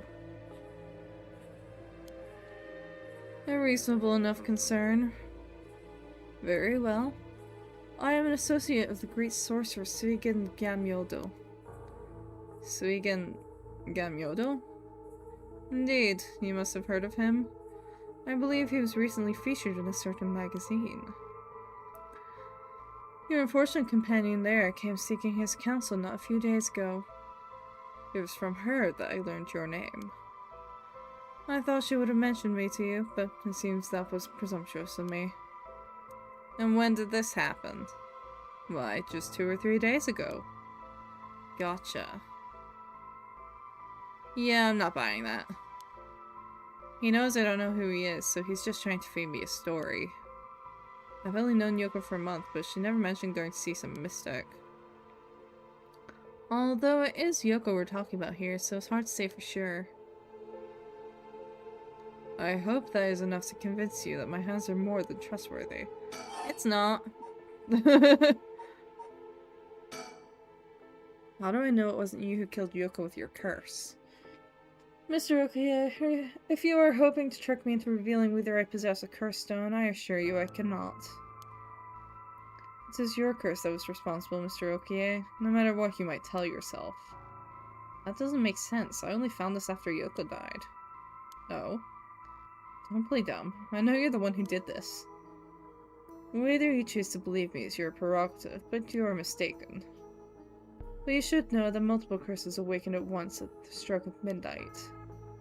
There are many other curses in Honjo, and many other curse bearers. Is it not premature of you to assume that I am the one responsible? Wait, so you're saying that at midnight a bunch of people became curse bearers? There's no point in continuing this conversation. For all I know, he could be telling me anything.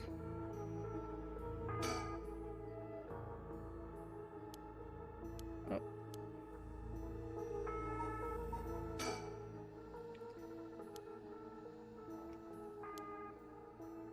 Wait, that's it. My work. That's how he knows me.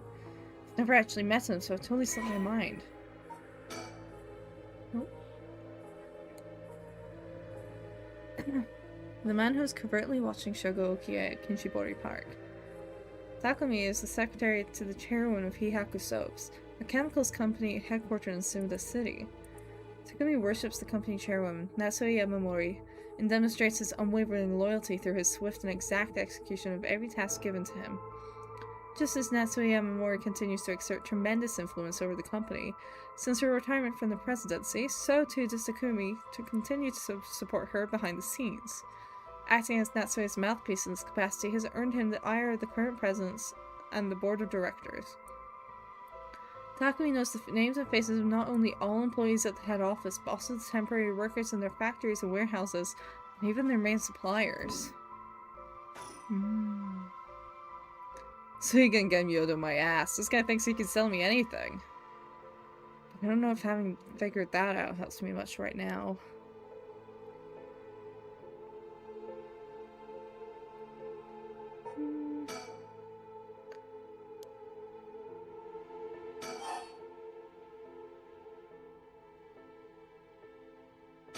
Can we say Nancy? Suigen Genmyodo my ass, I know who you are. You work at Hihaku Soaps, just like me. You're the chairwoman's secretary. Well, that took you long enough. Your lack of company loyalty is frankly astounding. Allow me to reiterate my request then, not as a stranger, but as your superior. Hey, we're not at the office. You don't get to push me around like that.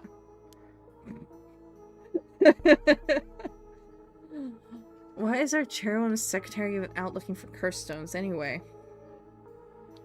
I'm refrained from revealing myself precisely to avoid such questions, but I suppose needs must. Since the dawn of the Showa era, the land of Honjo has nurtured our company's growth, and vice versa. It is our duty to ensure that curses do not take root in this land we know as our home. I'm not sure I buy that. Like many things, it is not a matter that concerns the rank and file. The chairwoman has no desire to spread fear through our beloved company's birthplace. Now, if that is all, I must insist that you hand me your curse stone. No. Why are you so convinced it was my curse that killed Yoko? Why, just simply that? Huh? I do believe I just saw your companion move. She what? I'm not turning around. Fuck you. About my curse stone. What do you want with my curse stone, anyway? I intend to seal it away in a secure location so it may never be used again. I am certain that you, too, would rather be free of this burden. The power to kill without fear of consequence is, in itself, a curse. There are many ne'er-do-wells in this world who could not resist the urge to use it. All the more so if promised a chance to resurrect the dead. You'll seal it away? How? I'll put it in the care of a sorcerer who is well-versed in supernatural matters.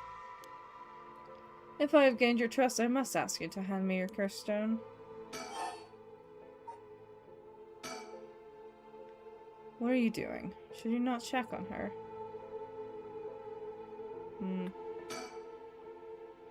That didn't make sense.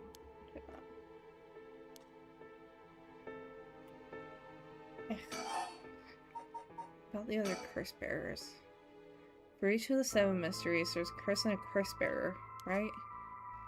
Do you know who any of the others are? And what would you do with that information? Your intentions are nothing untoward, I hope. It is in the hearts of the selfish and insipid, of those who would be most tempted by the right of resurrection, that the curses take root. And a curse's resentful memories impart a powerful urge to kill, as I am certain you are aware. You are a victim of circumstance, Mr. Okie, but your situation is exceedingly dangerous. You must relinquish your curse stone for your own benefit, before it is too late. Too late? It's already too late. There's no going back. All I can do is keep pressing forward. If you're going to stand in my way, then I'll have to stop you. Am I to take that as a threat, Mr. Okie? I would encourage you to exercise more discretion before you fall foul of a curse.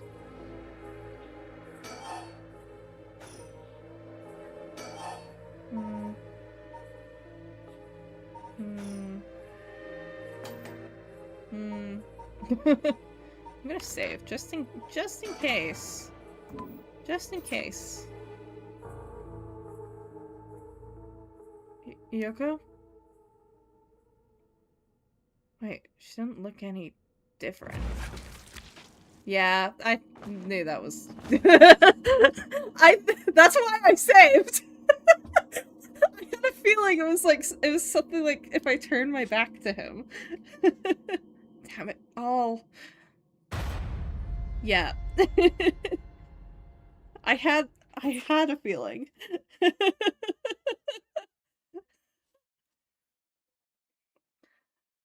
My, Nabby, you seem to have arrived at a less than favorable result. This is mere conjecture on my part, but perhaps you ought to be more careful about turning your back on unscrupulous individuals. That's why I saved Storyteller! Fear not, you may make as many attempts as you please from before your unfortunate mishap. Very well, just remember, whatever you do, do not turn around. Yeah, thanks. Well, I know that for sure now.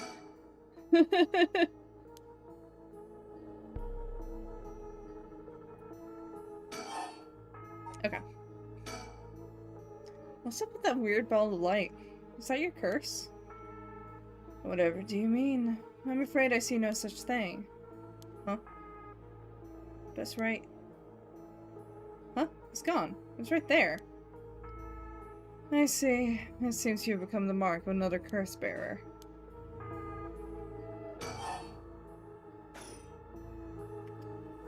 So, let's have a think. Ding! Wait, I've got it. I know how I can convince him to leave. I do? Convince him to leave! Oh crap, I totally forgot. What is it? I called an ambulance. Oh right, I forgot to mention, I called an ambulance. Should be coming any minute now. An ambulance? You lost your mind? They will arrive to find you standing next to your corpse, alone, in the dead of night. No doubt they will hand you over to the police, who will have some questions for you. Probably, but I'm sticking with Yoko. Unless you want to join me in an interrogation room, you'd better get out of here. You're telling the truth, I see. They are getting closer by the second. Cannot afford to be waylaid at this juncture. I fear I must take my leave. I'm gonna save again. Just in case. I don't know how precisely I need to time this. Sooner or later I will return for your cryststone. I only hope you do not abuse it in the meantime. Well then, I bid you good evening. Is it now? Shogo Okie, you dare!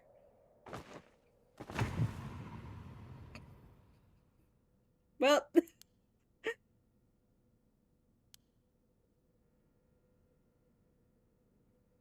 well, he sure does look the same. He's dead. He's really dead. So this is what Cursed Stone can do.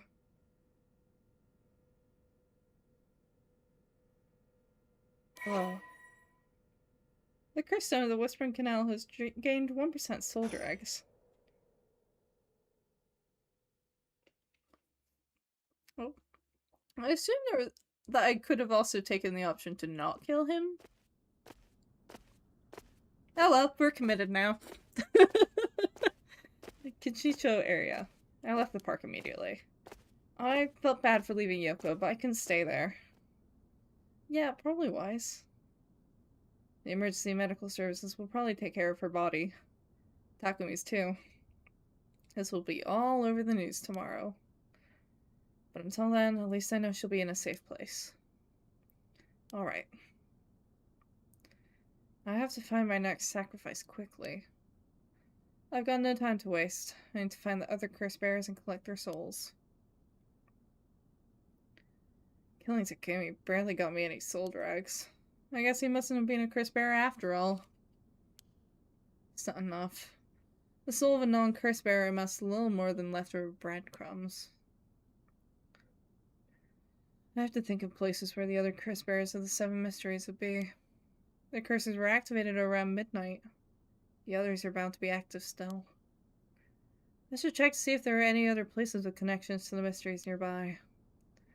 At the very least, another curse bearer might be thinking the same as me, meaning I could run into them. Let's see. Which of the 7 mysteries are closest? I'm in the Kinshicho area right now.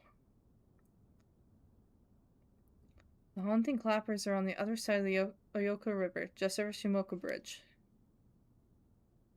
The foot-washing mansion and the ever-burning lantern are around South Warigasui Street, past the train tracks. And further along Oyoko River, I'll find the beckoning light at Hoonji Bridge. Those 3 places are the closest. I guess I should start there. Ooh, okay. Now we're doing things. I'll collect the other curse bearers' souls before dawn and bring Yoko back to life. I should go to another location connected to the 7 mysteries of Honjo.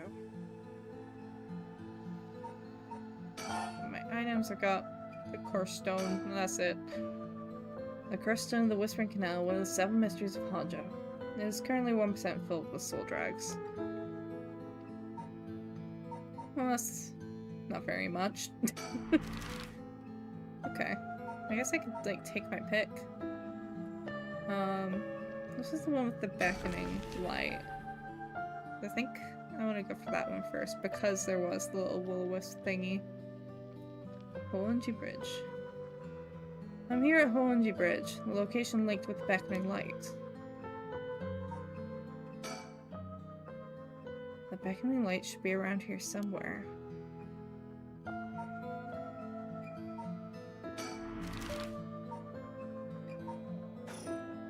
Oh, okay. Hoonji Bridge has a pretty unusual structure. The ends are stone, but the middle is steel. The Oyoko River beneath it is actually a canal that was dug during the Edo period. Hardly anyone's around. Not surprising, seeing as it's past 2 in the morning. It feels like the whole world's gone to sleep. The other side is an industrial district. And further down from the bridge is the temple from which it gets its name. Someone's standing on the bridge, silhouetting themselves against the sky. I want to observe him first. What? Wait. Fine, I'll go first. Whoa. I see. Interesting. Well, now, this is a surprise. Eh? Who are you? If you've got the wrong guy, just say so. He's a flamboyant fellow. I wouldn't bat an eyelid if this were the inner city, but he stands out like a sore thumb in these parts. Cool belt. I guess... Oh, I can think by tapping on my head. Along with one super shady looking guy. Only a curse bearer would have any reason to be around this time. Maybe I should talk to him.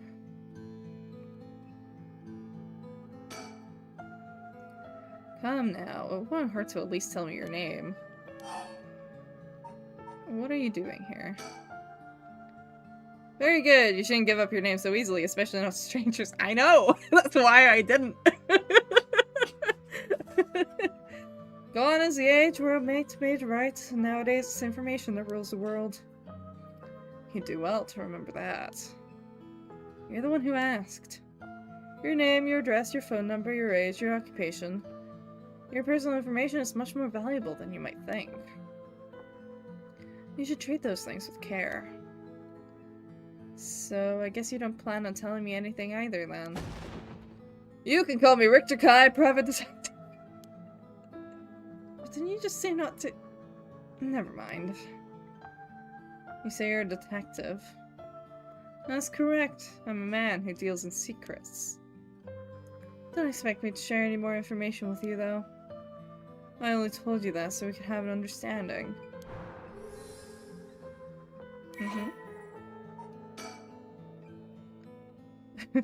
The eccentric man that Shoko Okie ran into at Honji Bridge. I wonder if... Yeah, this... no. Not updated at all. Okay. What's the detective doing around here? Working? And that's all I'll say about that. I could ask you the same thing, though. This seems like a strange place to stop. What brought you here?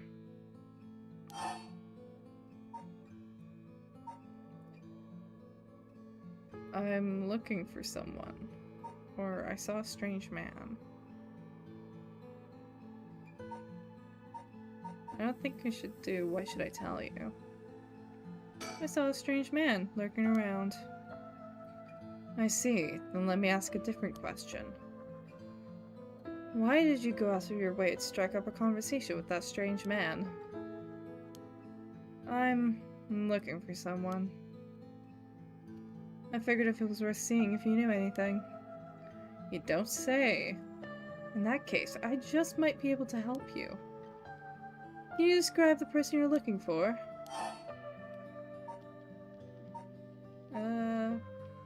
Looking for the beckoning light, or don't worry about it. I'm looking for the beckoning light. I know I said a person, but I'm actually looking for something called the beckoning light. I feel like it's more sus to not tell him. The beckoning light. Ah. 7 Mysteries of Honjo. That's right. That's right. A friend of mine was really into this kind of stuff. Okay. We have an ad break coming up, so I'm gonna pause. Good opportunity to go to the bathroom, get some water, other drinks, food, whatever. And I'll see you in a few minutes.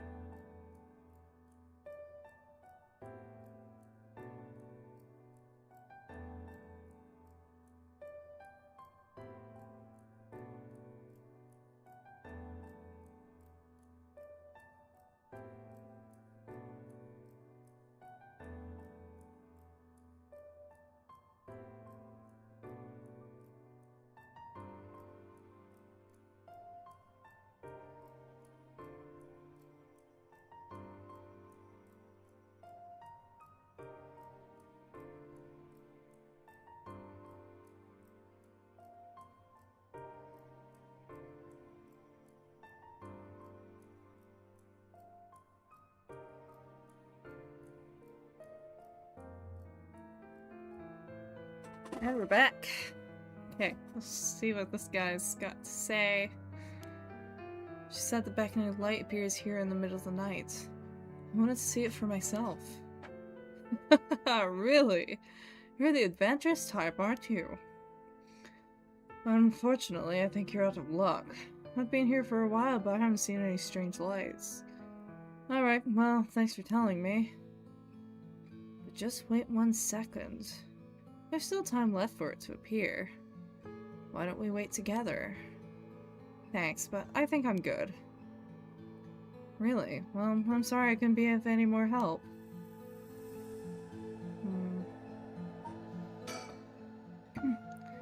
Doesn't seem like he has anything to do with the curse bearers. I should move on. He's been here for as long as he says. There's a good chance he's seen something. I don't think it's worth asking. He seems like all kinds of trouble. Ah, that's right. I meant to ask. Do you have a light on you? A light? You mean for cigarettes? Sorry, I don't. I'm not a smoker. Oh no, this'll do nicely. Are you sure? Huh? Anyway, I should get back to work. Once you're gone, of course. Is there a reason I can't be here? Of course, my work is top secrets. Oh. I didn't even notice. Okay. Well, I guess we move. Let's go here. South Warigasui Street. This music is quite nice. I like this music. Both the foot washing mansion and the ever-burning lantern are from this area. This late at night, even a road as big as this one is silent as the grave. Is it just me, or is it oddly dark around here? Could this be?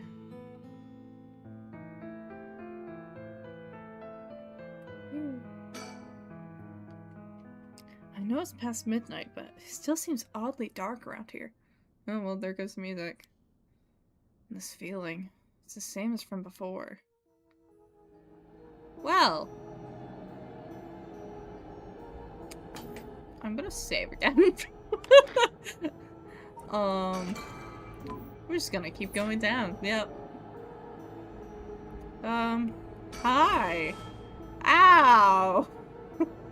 There's something over there. Is that a curse echo? The curse of the 7 mysteries given form. I knew it. There's a curse bearer around here. Let's see.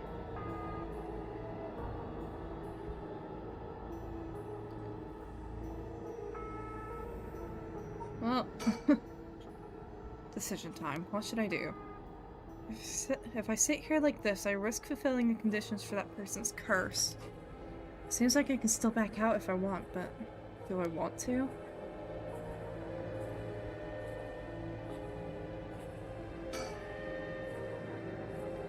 Is that curse echo what's causing this darkness?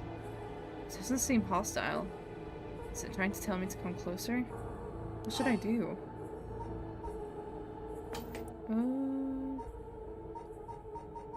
Okay, there's... I feel like it's very helpful to just kind of look at them. No.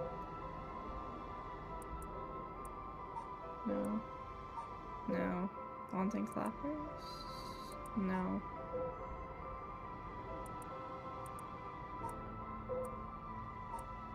It's a Fit Washing Mansion, that was one of them.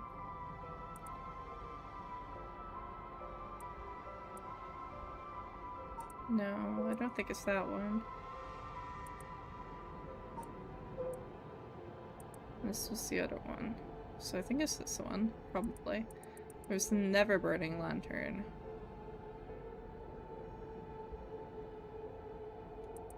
I don't know if it's... but I feel like it should give hints in some way, but given the story might not be accurate, it makes it a bit difficult. No, approaching it would be stupid. I should keep my distance.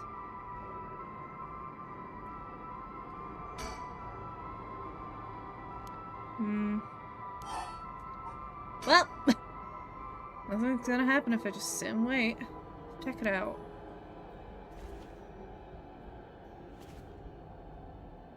Hi. Oh, it's getting darker.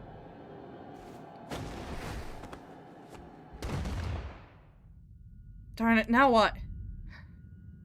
This isn't a curse doing this. Someone's pulling in. That hurt. Looks like I'm inside a building. Did it toss me in here? I can't see squat. Is this the same darkness from the curse echo? I'm completely enclosed. Doesn't seem like there's even a window. There's no telling which direction I'm facing. It got me. This has to be the work of another curse bearer.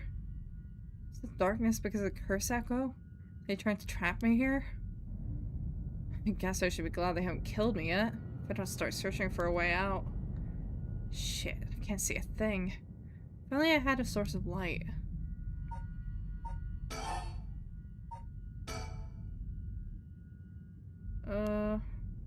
Well, I don't think that helps. I run into the walls no matter where I feel around myself. They're made of concrete, I think. It's a pretty small room.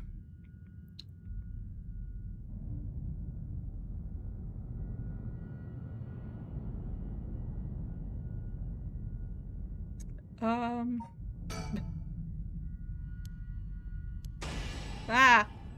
Whoa, what the? Oh. Ah! My stomach feels like it's ripping apart. Well.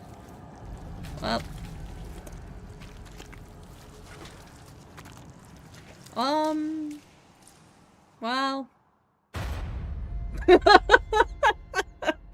Great.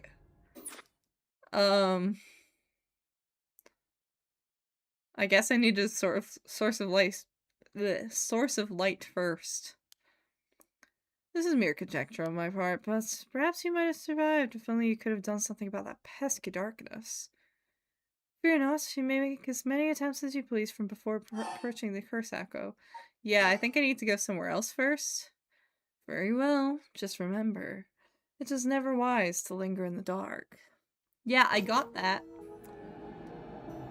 Okay, so I need a source of light first.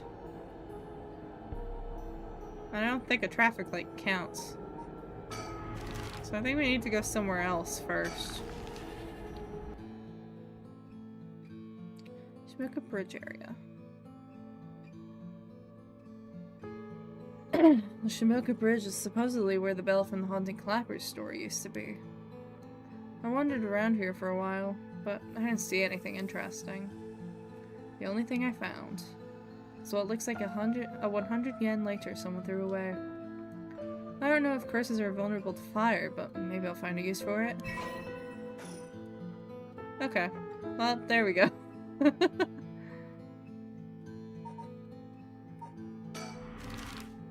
Take 2!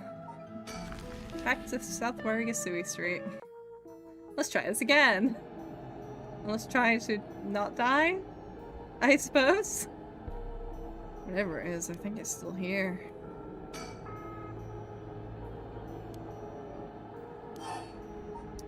Well. Bum bum bum bum bum bum bum bum bum bum. Bum bum bum bum bum. Trap me in the darkness, man. Yoink. Okay. Now we have a lighter.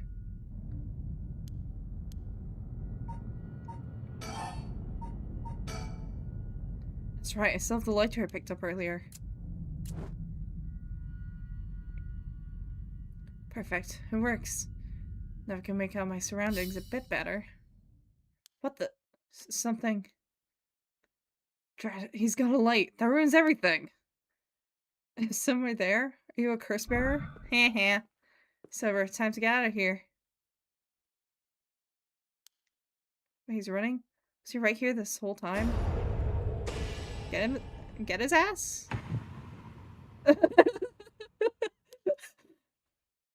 Why? Don't run from me, bitch boy! Wahaha! That was a close one. Didn't catch a glimpse of the curse bearer, but it seems like I'm alright. Ooh. 30% soul drags. This curse must have had something to do with the light and darkness. My guess would be the ever-burning lantern. So there's a connection between the 7 mysteries and the way their curses work. That might be useful to know.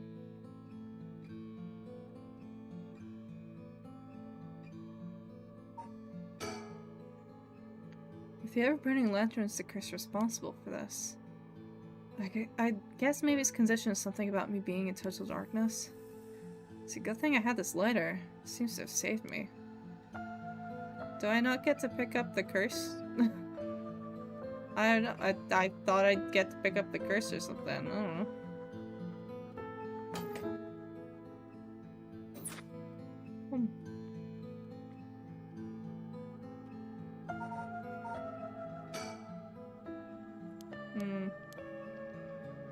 Okay, well, anyway. Moving on. Moving swiftly on. Okay, I've had a look around the area. I should head somewhere else now. Where to next? First around Midoricho Park at the end of South Barigasui Street is the Taiko Sugaru. North of there is a school called Komagata High School at the location of the Fool's Procession. Should be around here. Do I not get to go give the, what's his name? Richie or something? Was it?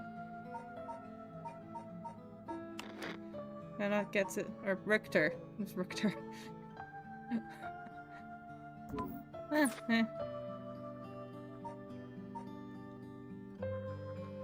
Komagata High School.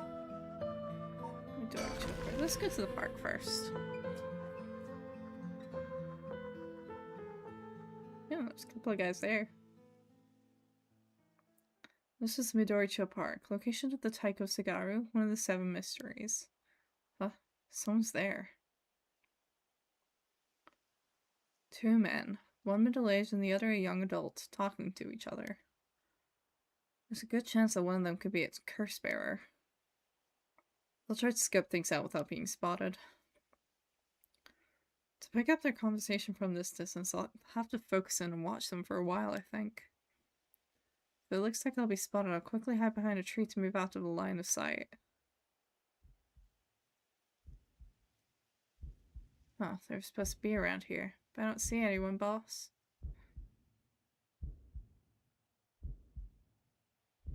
No need to get ahead of ourselves. I bet we see something before the night is done.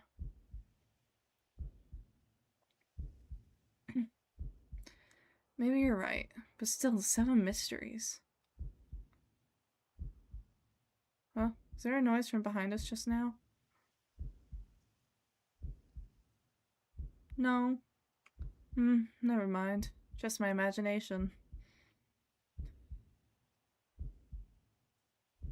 Does the curse really let you kill someone with an object like that? Sorry, something's bugging me. I'm gonna have a check back there.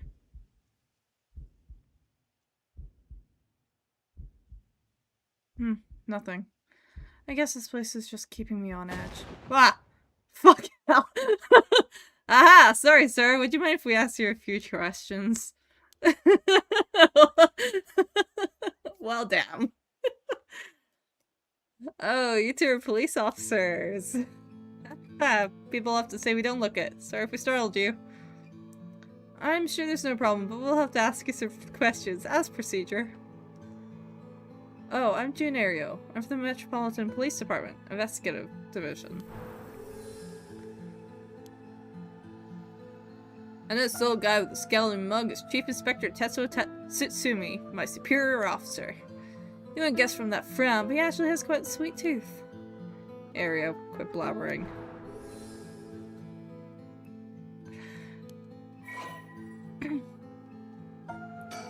Let's have a looky. Not that there's much to look at. And I'm not a murderer. For sure. He's as intimidating as I expect a veteran cop to be. First up private detectives, now police detectives. Why today of all days? I always imagined detectives as blunt and aggressive, but I guess there are some pleasant ones too. I don't think they last very long though. Uh-oh, they're detectives. They're not investigating the corpse that was here, are they? No, I'm still fine anyway. It's not like a curse could show up as evidence in a police investigation. I can hardly believe how calm I am. I just need to keep a cool head and not panic. Hey Gav, don't fall for slicks. Exactly. They don't- the good ones don't last for long. That's why you can't trust them. Now first, can you show me some ID with your name, address, and occupation? I'll be okay. I'm better off just going along with it. Wow, you work for Hihaku Soaps? I hear they've been raking it in lately. That true? I don't know much about that. I'm just a recent hire. People are loving that new hair product you have. I use it all the time myself. Thank you for your patronage. You use hair products? What's the face he's making? Get with the times, boss. Guys nowadays all use these things. Isn't that right, Mr. Okie? Yeah, sure. We even make men's cosmetics now. That's so. What a time we live in. Sorry, boss is the type of caveman who thinks using only a bar of soap for all his washing makes him cool or something. I don't think that. I just don't care enough to use anything else. Actually, we do have all-in-one soaps for just that purpose. There are plenty of people like you. Ha! Hear that, area? That's what I'm talking about. You should spit out more of those. Aren't you riled up? Anyway, Mr. Akia, what is it that you're doing here? Actually, I'm searching for the 7 mysteries. Have you heard of the 7 mysteries of Hanjo Detective? Yeah, I've heard of them. You were just talking about them a minute ago. A girl I know is into them. That's how I got interested. I see. I seem to remember even Midoricho Park had one of the mysteries associated with it. What was it again? Oh. I want to say the Haunting Clappers, but I got a shit memory, man.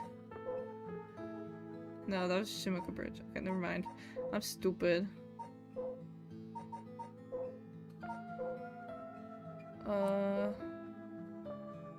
The Taiko Sagaru. Here you go. Ah, that's right. The Taiko Sagaru. This whole area used to be the residence of the Sagaru, a clan of samurai. So that's why you're hanging around in the middle of the night. Discover anything interesting? No, nothing. Though I admit I haven't been looking into these things too hard. Right, I think I understand your situation. Thank you for your answers. Now it's quite late, so you'd best be heading home. I'll leave the questions up to him. I got nothing to ask. Huh? Something wrong? You're free to go. But I wanna go. Excuse me. Since you detectives are around, does that mean something happened around here? Well, we are investigators, so it is indeed related to a case. But don't worry, there's no threat to civilians whatsoever. We'll be here a while longer looking into things, but you can rest easy. A while longer, huh? That's not good. This may be my only chance. I see. Well, I'll be going now. Take care! Well, I'm fairly sure one of them is a curse bearer. Getting them to leave will be hard. Maybe I should go somewhere else before they get any more suspicious of me. Fair enough.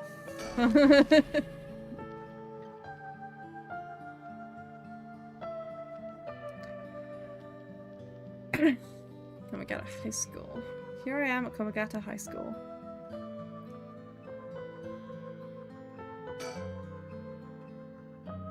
The school is supposedly on the former site of a daimyo's residence where he encountered the fool's procession. It's now the center of a quiet residential area. There's not a person in sight. co-educational municipal high school with 632 attendees. Its name is commonly shortened to Koma High. Although it opened as Honjo First Middle School in 1943, subsequent revisions to its enrollment policies saw it change its name, becoming Komagata High School. The school stressed to instill students with the 3 S's of Sumida: sound morals, social responsibility, and strength of spirit, but success has been limited. Plagued by delinquency, it has been forced to turn to temporary employees to compensate for its high staff turnover, and its sports clubs face challenges with its inner-city location and small campus. Its traditional culture research club is thriving, however, even as doing regular bulletins in collaboration with the local records office.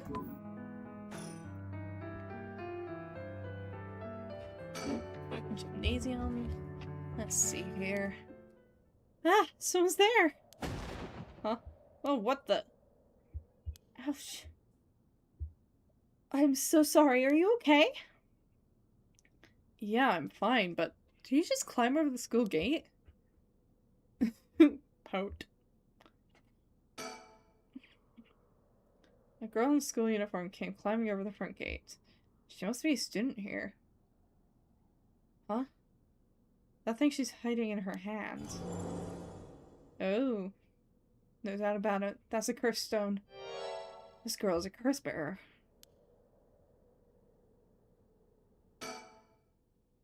What's going on? Why are you at school this late?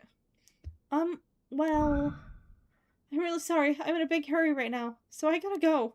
I don't think I want to kill her. This is a kid. Hey, wait.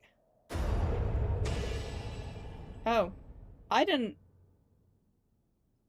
click that.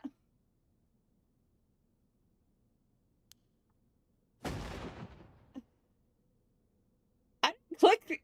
Okay. It's just doing it by itself now. Great. I love that. Can't be.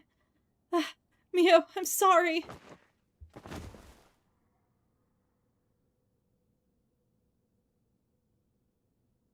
Good, great. No,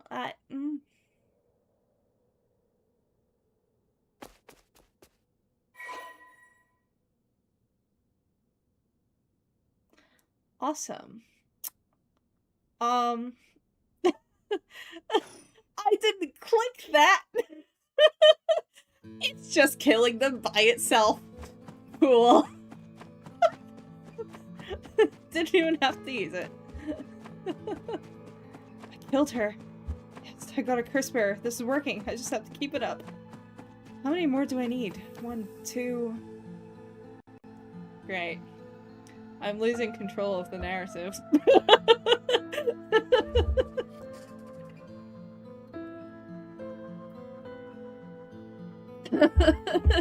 I love that my protagonist is acting on his own behalf against my will. Alright, on to the next one. Great.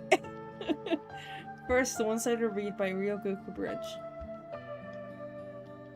Then the evergreen beach of the former Yasuda Gardens along the Sumida River. Finally, Sumida River. Well, let's go along. Follow the path, right? Former Yasuda Gardens. There was some kind of incident here recently, so the entrance was closed off. But it was easy enough to sneak in since there are no guards at this time of night. However... Oh, hi! So, have you decided what you're going to do? With your... Oh, so precious.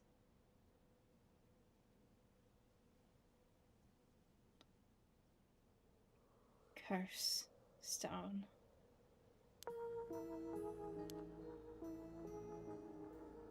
Yeah. As soon as I snuck into the gardens, a woman inside called out from behind me.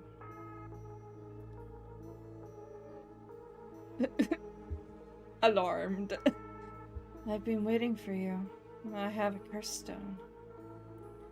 Your sudden proclamation had me at a loss for words, so the woman continued.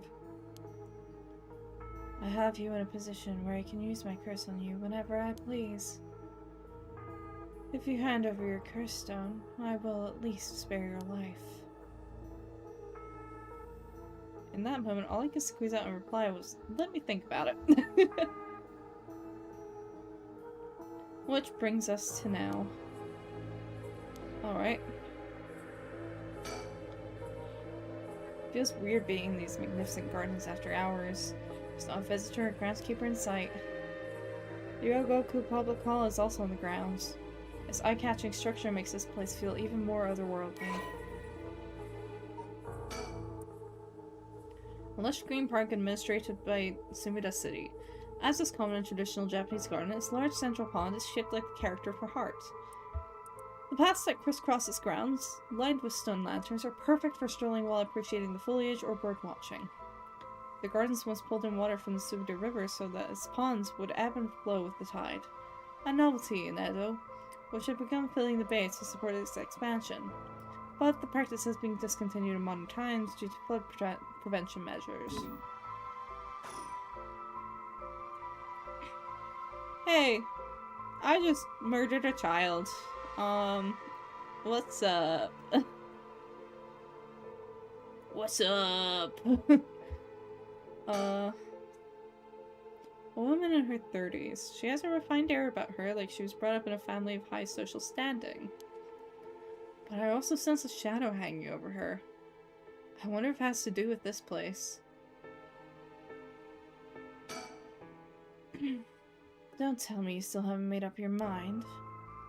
Such an indecisive man. Wait, I might hand over my curse stone depending on certain things. Will you hear me out for a moment?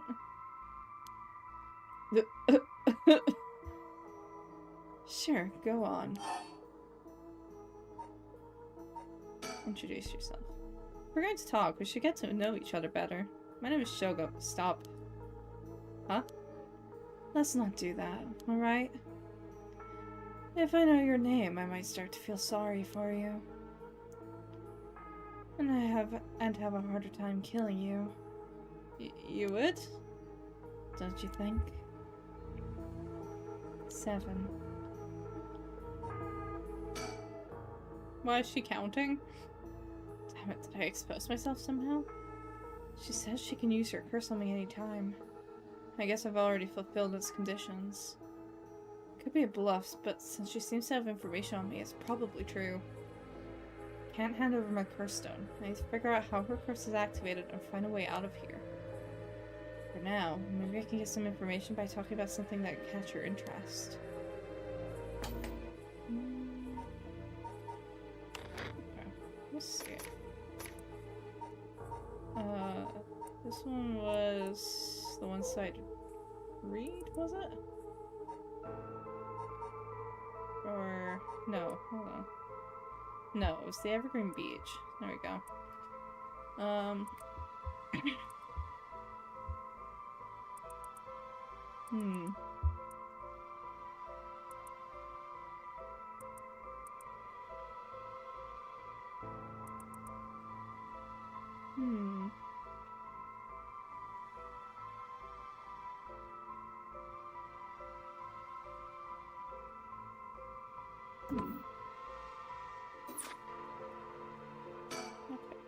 I have thoughts, but I can still say it. Well, what if you just tell me your name? I don't think she likes that. Why? Well, I need to call you something. Then call me ma'am. Huh? Alright. Ma'am. Yes, what is it? Oh, this is bad. She's completely running the show here.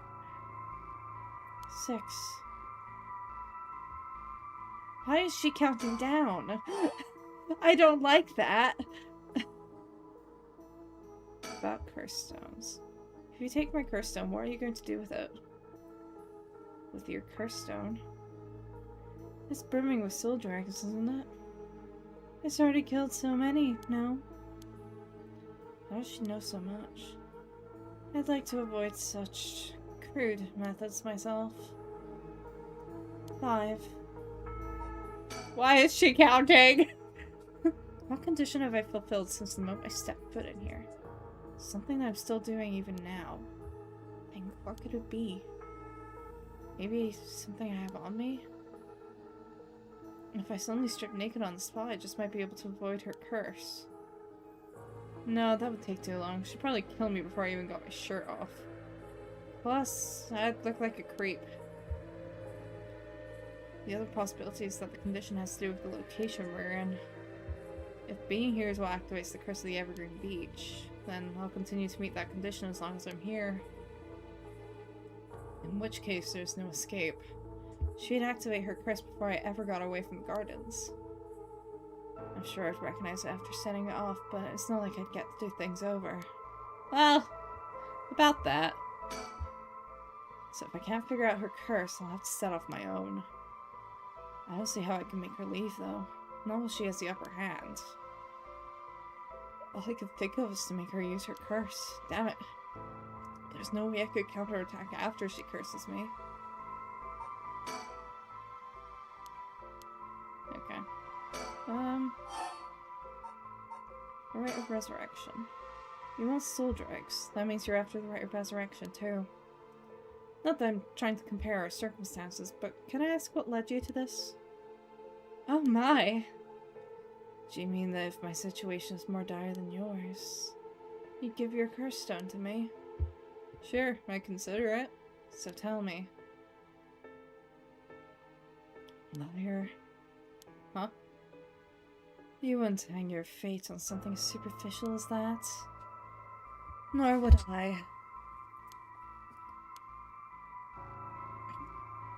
4. Okay, you skipped a number.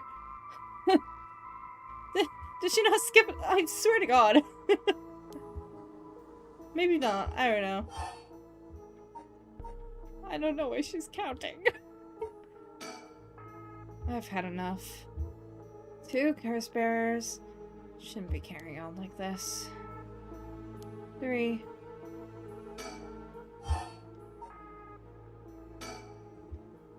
Can you take soul dregs from other curses bearer stones and add them to your own? Who knows? But you have to admit, it's worth trying. So basically, you want soul dregs, but you steal the ones others have gathered because you don't want to get your own hands dirty. You're half right, but half wrong too. I don't mind getting my hands dirty. I just want to end this with as little trouble as possible. Understand? 2. I don't like that she's counting.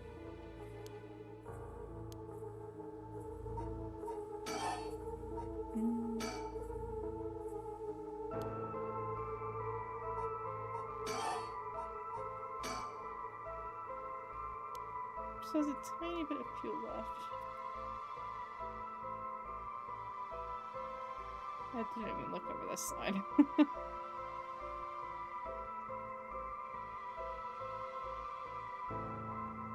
Man, this game has such a nice style, though.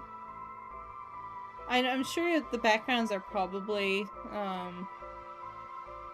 mapped from photos and then put through a filter or painted over or something. But it's really cool along with the portraits. I really like it. I just keep looking, I'm like, oh.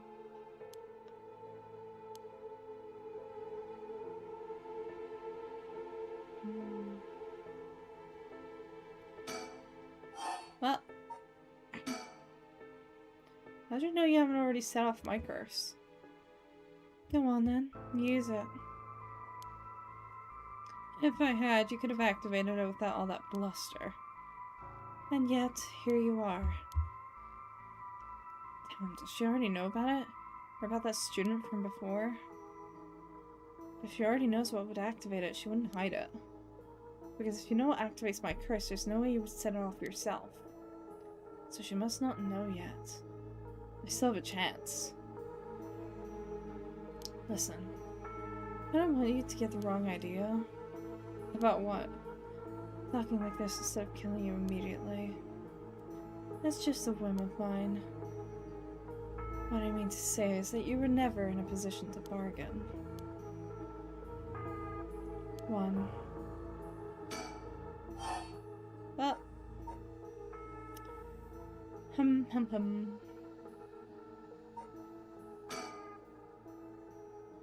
You actually can't kill me, can you? That strange countdown from before, too.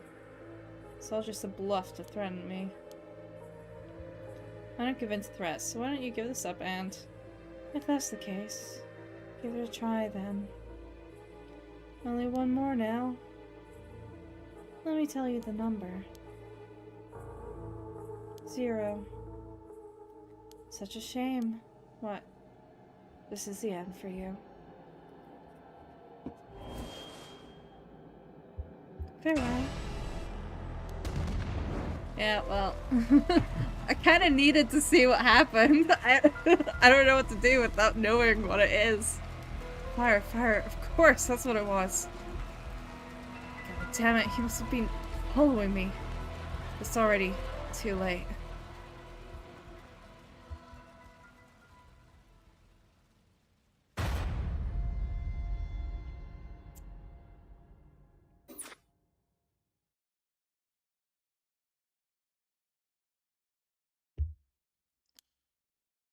It was not at all in vain, however, as you finally realize how the curse is activated. Fear not, you may make as many attempts as you please from the conversation with the lady. I did look at the lighter. Very well. Remember how to ward off the curse when you return. But bear in mind, Shogo Okie has no way of realizing it himself, so you must react for him. Oh.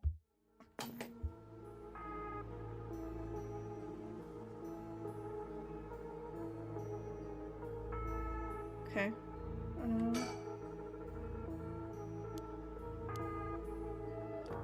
So it's fire. Got items. I meant to go down.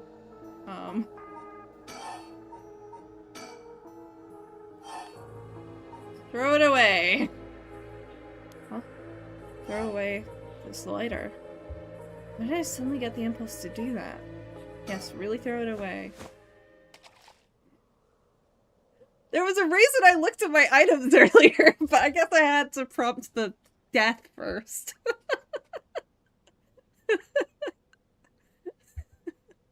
Not sure why, but here goes nothing. What did you just... Why throw your lighter away all of a sudden? Huh. Well, I just kind of felt like it. How? Why is she losing it all of a sudden? Could that lighter have been what fulfilled the condition of her curse? Why? How did I... How could you... I don't... That detective is here. I don't necessarily want to use the curse as if it doesn't force me to, anyway. Right now. Okay, it's gonna do it anyway. It doesn't matter what I do now. It's just gonna fucking kill them anyway. This can't be. My shoe. Itchy. Okay, well, anyway. Off I go. I don't have a choice in the matter anymore. It's just gonna kill them for me.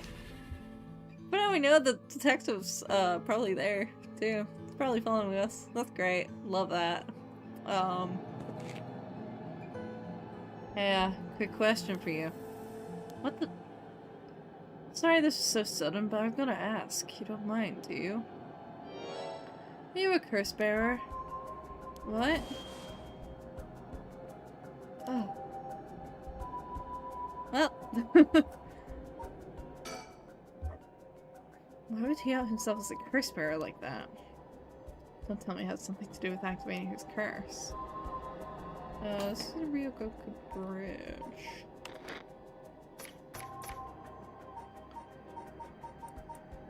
Which had this. Um... yeah. One side.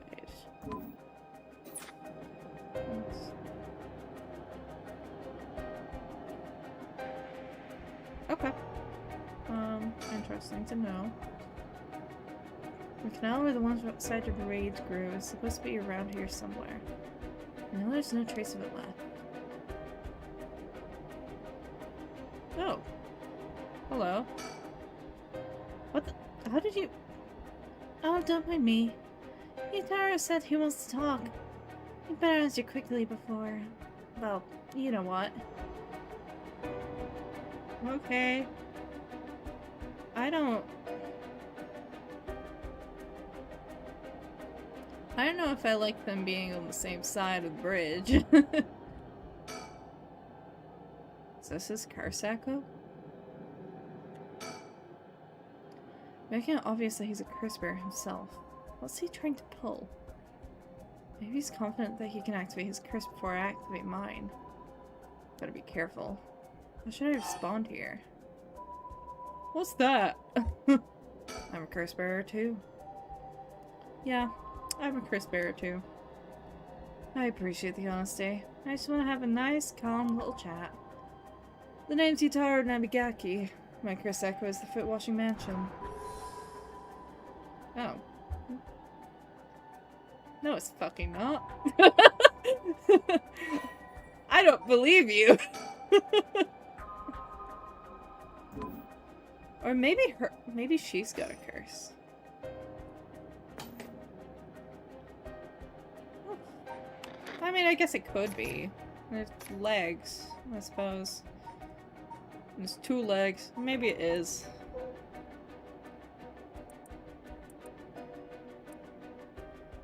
A chat. I'm not going to curse first and ask questions later just because we're both curse bearers. I've got a little more class than that. I hope you're smart enough to extend me the same courtesy. Alright. Fine, chat away. Thank you. Good to know I'm dealing with someone reasonable. The large bridge here is called Ryogoku Bridge. Crossing the river leads to Nihon Bashi Bakurocho, yeah, in Chuo City. Okay. Second oldest of the many bridges spanning the Sumida River, behind Senju Ohashi. During the Great Fire of Meireki in 1657, which destroyed 60 to 70% of Edo, many drowned in the Sumida River attempting to swim away from the flames, resulting in the building of bridges to be a major focus of the reconstruction efforts. Although this bridge was simply known as Ohashi, or Great Bridge, when it was first erected, the people of Edo took to calling it Ryogoku Bridge, or Two Nations Bridge, due to its location between the provinces of Musashi and Shimosa, and this eventually became its official name. Over time, the wide roads at either side, originally intended as fire breaks, became popular occasions for street performances and other events. The bridge was rebuilt following the Great Kanto earthquake and still stands to this day. Okay.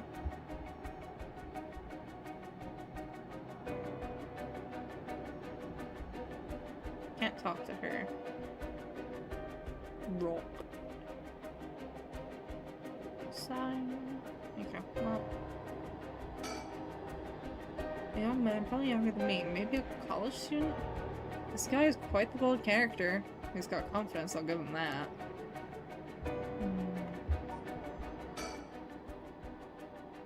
Chat between 2 curse bearers. What's he trying to pull?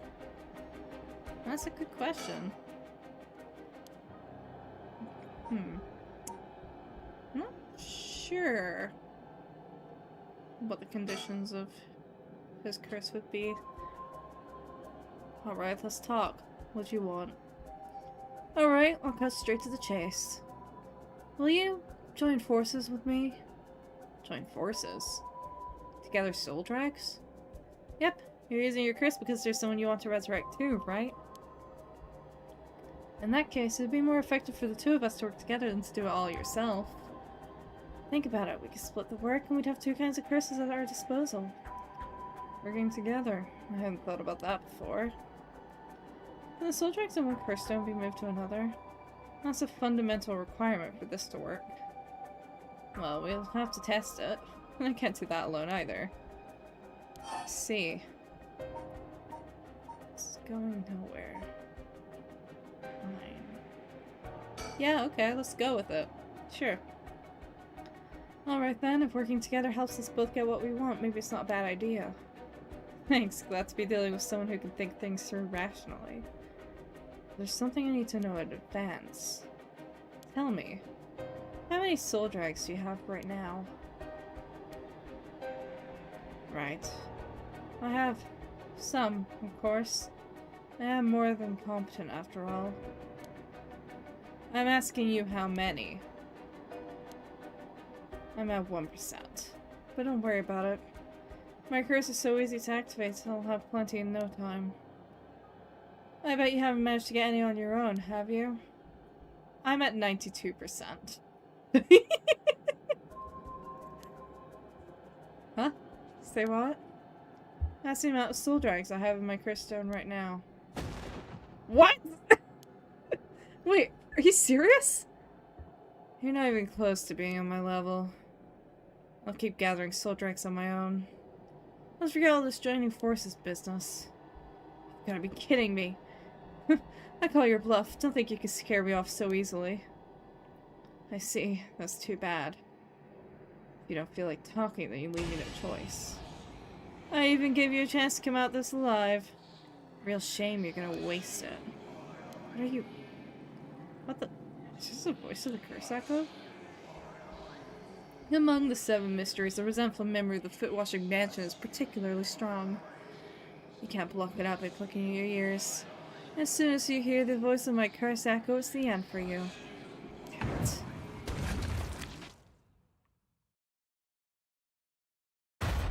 Well, okay.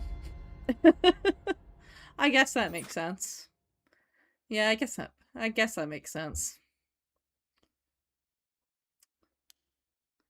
This is mere conjecture on my part, but you have a way to evade curses that no one else is capable of, do you not? Fear not, you may make as many attempts as you please from the conversation with Yutaro. Do I? Oh! That's so good! Wait! The bear in mind, Shogooki, has no way of realizing it himself, so you must react. That's so smart. That's so smart!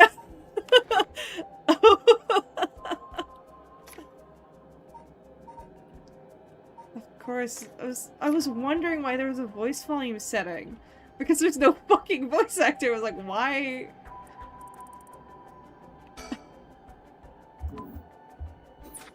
Oh, that's so clever. Oh.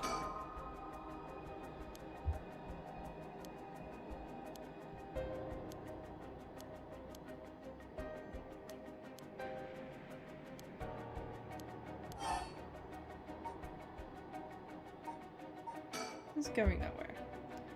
Sorry, but there's no way I can accept your offer until I know that. Just say you won't run away when we're in the middle of testing it. Well, you're just going to have to trust me, or do you think you can collect them all yourself? I'm at 92%. Huh? Say what? And we're repeating that.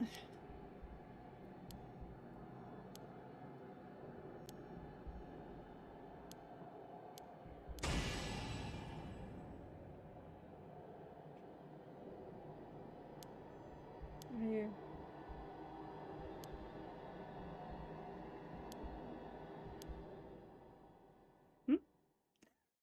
That's so fucking smart. A voice. I don't hear any voice. What? There's no way.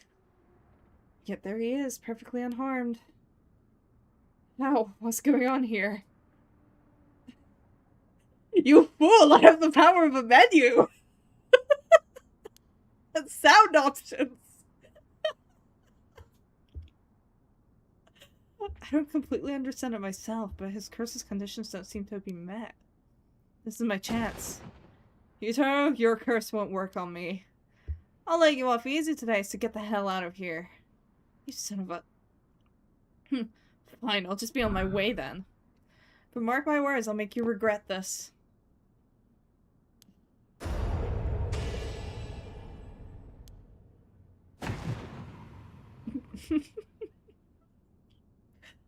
God, that's so good.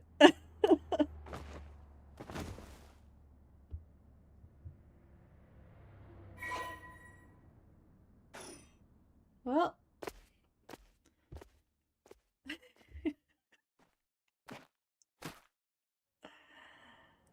Oh, man. Thank God. And I've got the last of the soul tracks I need. Is that just coincidence? He wasn't able to activate his curse for some reason. Things are going well. Luck must be on my side. I guess I guess I'll save first. And put the options back up, I guess. I don't know if there's a reason to, but... yeah. Oh, I should check my curse stone. I should have gained a lot just now. What the... Ah!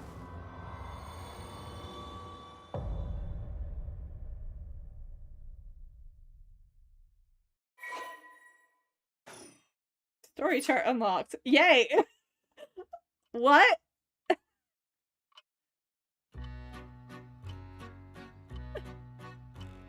Pardon the interruption, but I'd like to take this chance to tell you about the story chart. This is a screen which will appear when you open the story chart. From here, not only can you see the overall structure of the current story, you can also progress along different branching routes by playing past stories over again. You could call this exactly the power that Shoko Okie has sought after. Normally, you would have been able to use the story chart feature freely. However, due to certain circumstances, it has been locked until now. From here on, you will return to the story chart from time to time at breaks in the story. At those times, you will choose for yourself which story you wish to continue next. Okay, interesting. I kind of forgot about the zoom in and zoom out buttons. Cool. Yeah, there is a... okay, good to know. Yeah, maybe I should have actually looked in here. I don't know. Yeah, well. I haven't really had a reason to zoom in or out, to be honest, though. Use the story chart button on the menu to quit playing a chapter and return to the story chart. If you quit midway through a chapter that you haven't finished, you'll have to restart again from the beginning. Played chapters can be resumed from various points of the chapter. The game will not return to a pre-escape state when resumed. If you return to the story chart by using the suspend command that appears at certain points, it is the same as quitting and returning to the story chart. There are 2 phases that must be completed to fully complete a chapter. If a chapter is finished while there are still tasks to be done, the chapter will not dim and will remain lit up. Best of luck on your journey, Navi. Okay. Interesting. By the way, should you use the story chart to replay a past event? Do you know what you must do, and where? Of course you do. After all, you've gone this far. What trigger did Yoko Fukunaga set off that led to her dying the way she did? Well, she walked off at the start.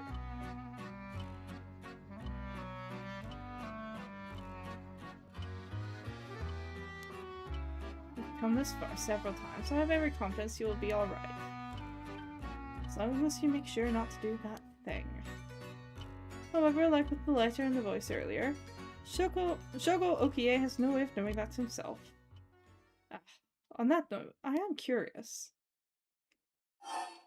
Have you determined how many people Shogo Okie has killed with his curse?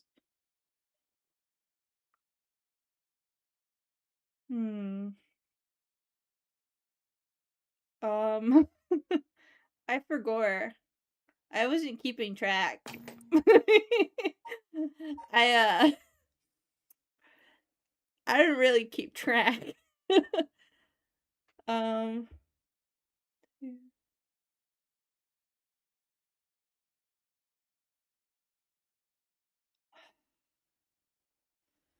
Okay. I'm gonna think about this during the ad break. Wait a minute. I wasn't counting. But okay. Anyway, we're gonna go on a little break.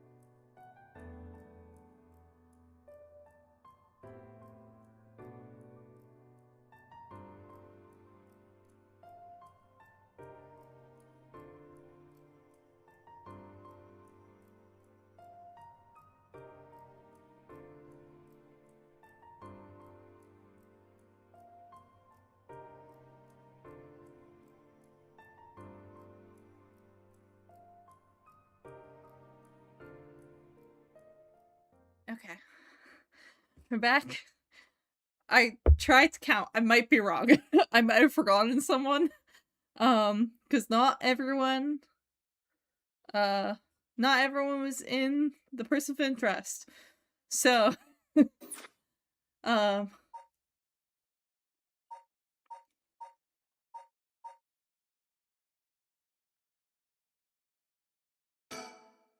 should be 5. Unless Yoko is counted, which will make it 6. So that is your understanding of things. As it turns out, the correct answer is 3. Well, that is all.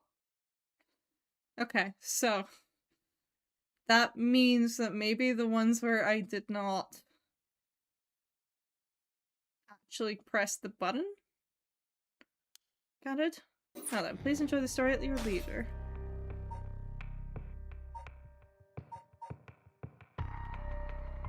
Okay.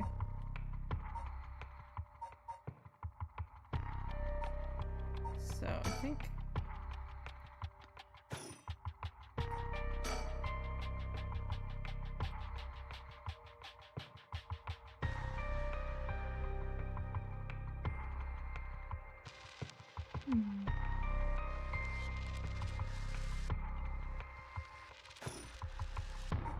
Okay, interesting. So we go here, I think, somewhere. I don't know if we restart or resume. I'll try resume, anyway. How is the right related to the mysteries? Something's happening to Yoko. How is the... start from the beginning, actually.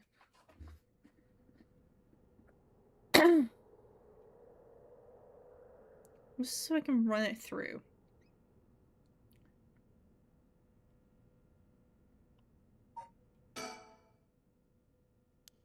Okay. So we kind of need her to not go away, I think? Maybe? Perhaps? I don't know.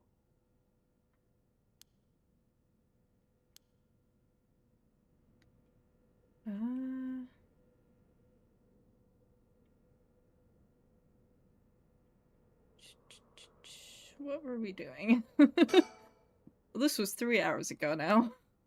About what? I mean, just now. Kinda sounded like you were saying that only people with spirit sense can see you.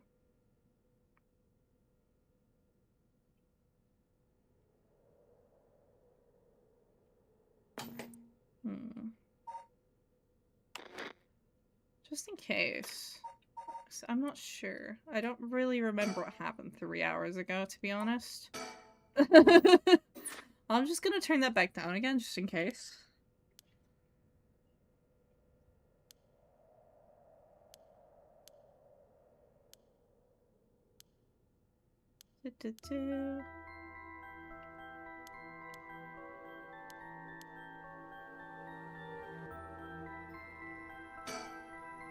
So I'm not 100% sure what conditions she would have fulfilled.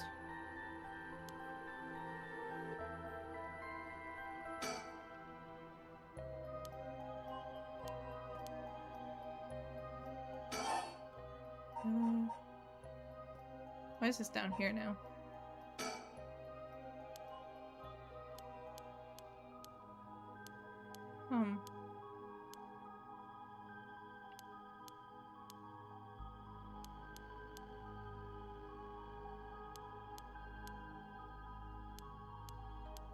Okay.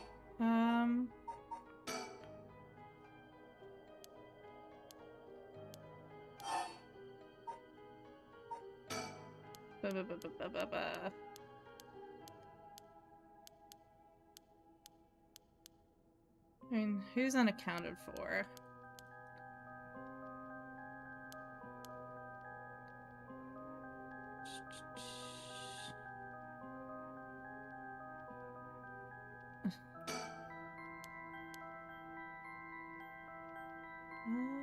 I'm really trying to think through what requirements she might have fulfilled. I know she walked away at a certain point, but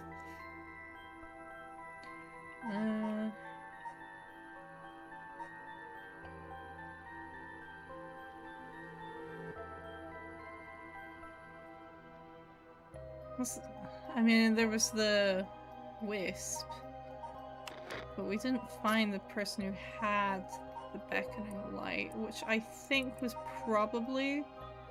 It's probably Richter. It's probably Richter, but... I'd at least guess it's Richter.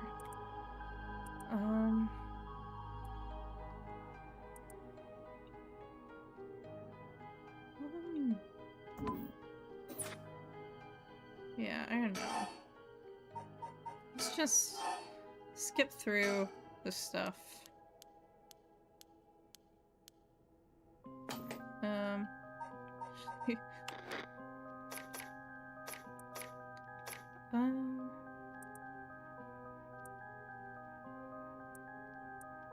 Is there a skip through button by default? Press and hold the cancel button. Skip through all content though. I'll just kind of tap through. It's not... It doesn't take too long to just tap through.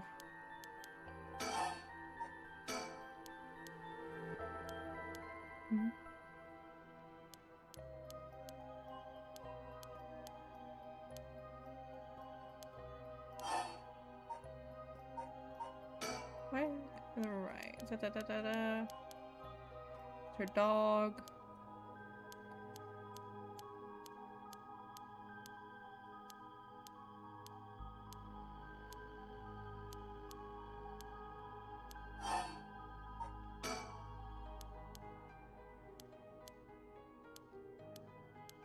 Da-da-da-da.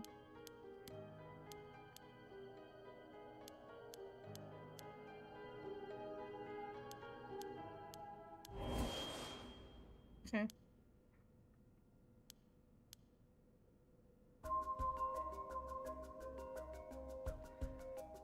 Think.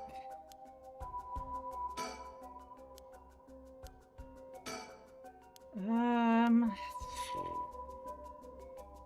don't want to turn around. Wait, let me save just here. So I'm not 100% here.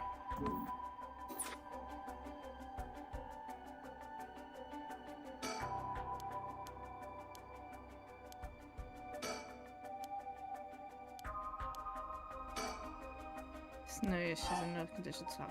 Keep yelling her name. Huh, what? Is calling her name really going to help?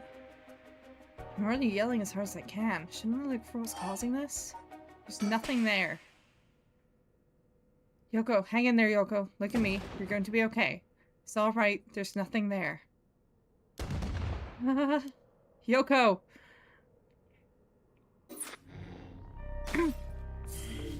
Okay.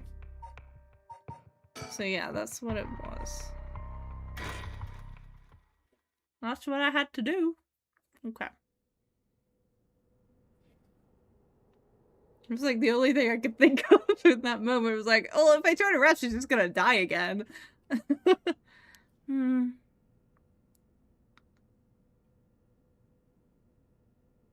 Huh?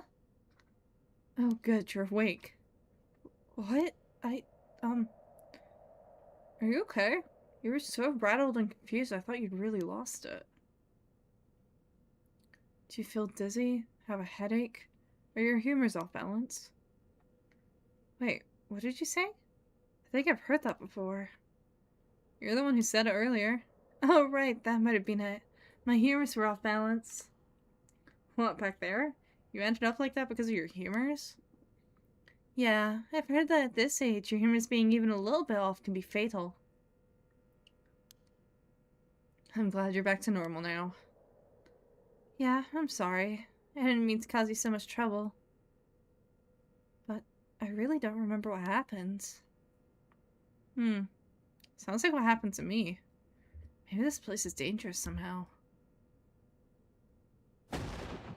What? Are you backing out? Yeah, it just doesn't feel safe to me, and I'm worried about you. Let's call off today's investigation. Come on, I just started feeling back to normal, too. Nope, not happening. Go home. I'll even pay your cab fare, okay? I ended up having to force a still protesting Yoko into a taxi. Even then, she still wouldn't stop complaining. So, to placate her, I promised I'd search to park on my own for a little while longer. Well, she's not dead this time. That's great.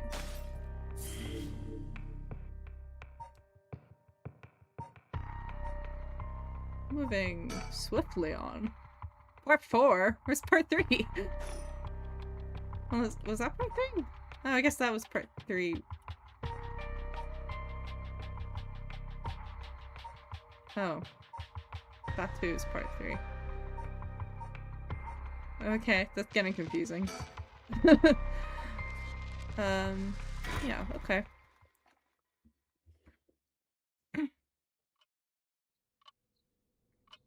5 a.m. Kinshibari Park.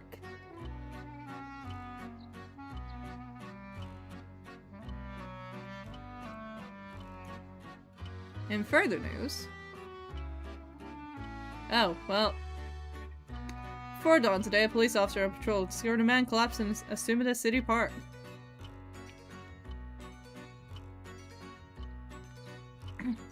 The man was taken to the hospital, but his death was confirmed shortly after. Investigations are still underway, but police suspect a connection to the other unexplained deaths found in the area around the same time.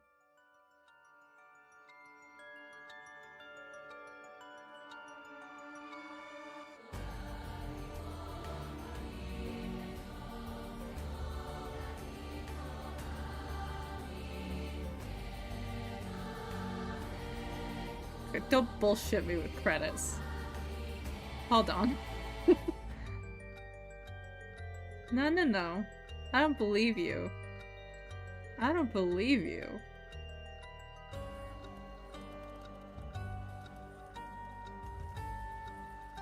It's more like an opening movie.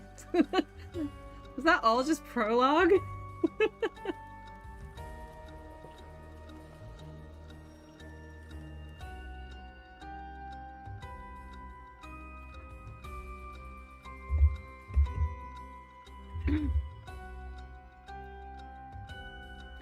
Well done in your efforts thus far. This brings Shogo Okie's story to a close. But this is not the end. Far from it. In fact, this is where the story finally begins. The roots of the 3 protagonists have now been unlocked. Haruo Shigema, a woman who lost her son when he was kidnapped and murdered. Tetsuo Tsutsumi, the chief inspector of the 1st Investigative Division, who is looking into the death of an officer in the line of duty. Yako Sakazaki, a high school girl who wants to bring her friend back from the dead. A girl who died in a suspicious suicide. Each of them is burdened with circumstances that leave them no choice but to seek the right of resurrection. Following these 3 storylines will reveal the full nature of all that is occurring. With that, please enjoy the continuation of this tale.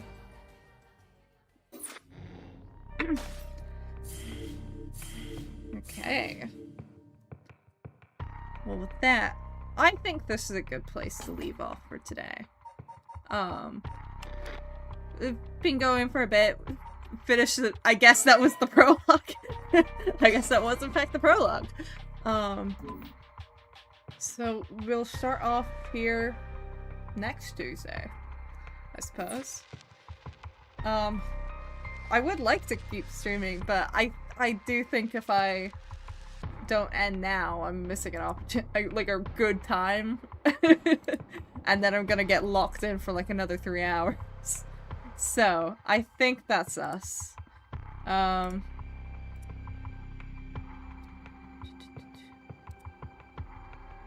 don't think anyone is really on today that I'd really like to stream.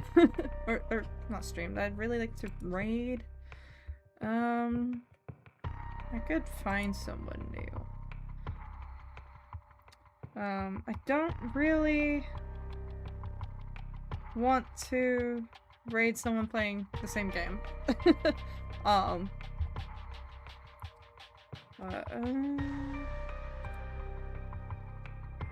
Yeah, I don't...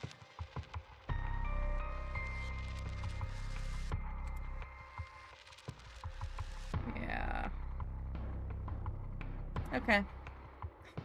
I think we're gonna skip rating. I don't particularly feel like going on a big search right now.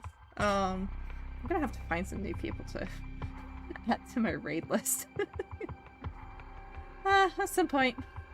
But anyway, thank you for coming. If you came for a little bit or a lot of it, either way, I appreciate it. Tomorrow we're going to be starting No Straight Roads. We're starting a bunch of series this week, if you can tell. That I want to keep playing every week until they're done. Because that's how series works. And I won't drop it. I won't drop them this time, I swear. But there might be some awkward breaks here and there that I can't really help due to my con schedule. But I'm going to try. So yes, we will be picking this up again next Tuesday. Tomorrow we'll be playing No Straight Roads, which is a game I've been meaning to play for literal years. And I'm looking forward to that. So, yeah, have a good evening. Get some rest. Eat. Do what you need to. And I'll see you guys tomorrow. Providing I don't, like, drop dead. Bye!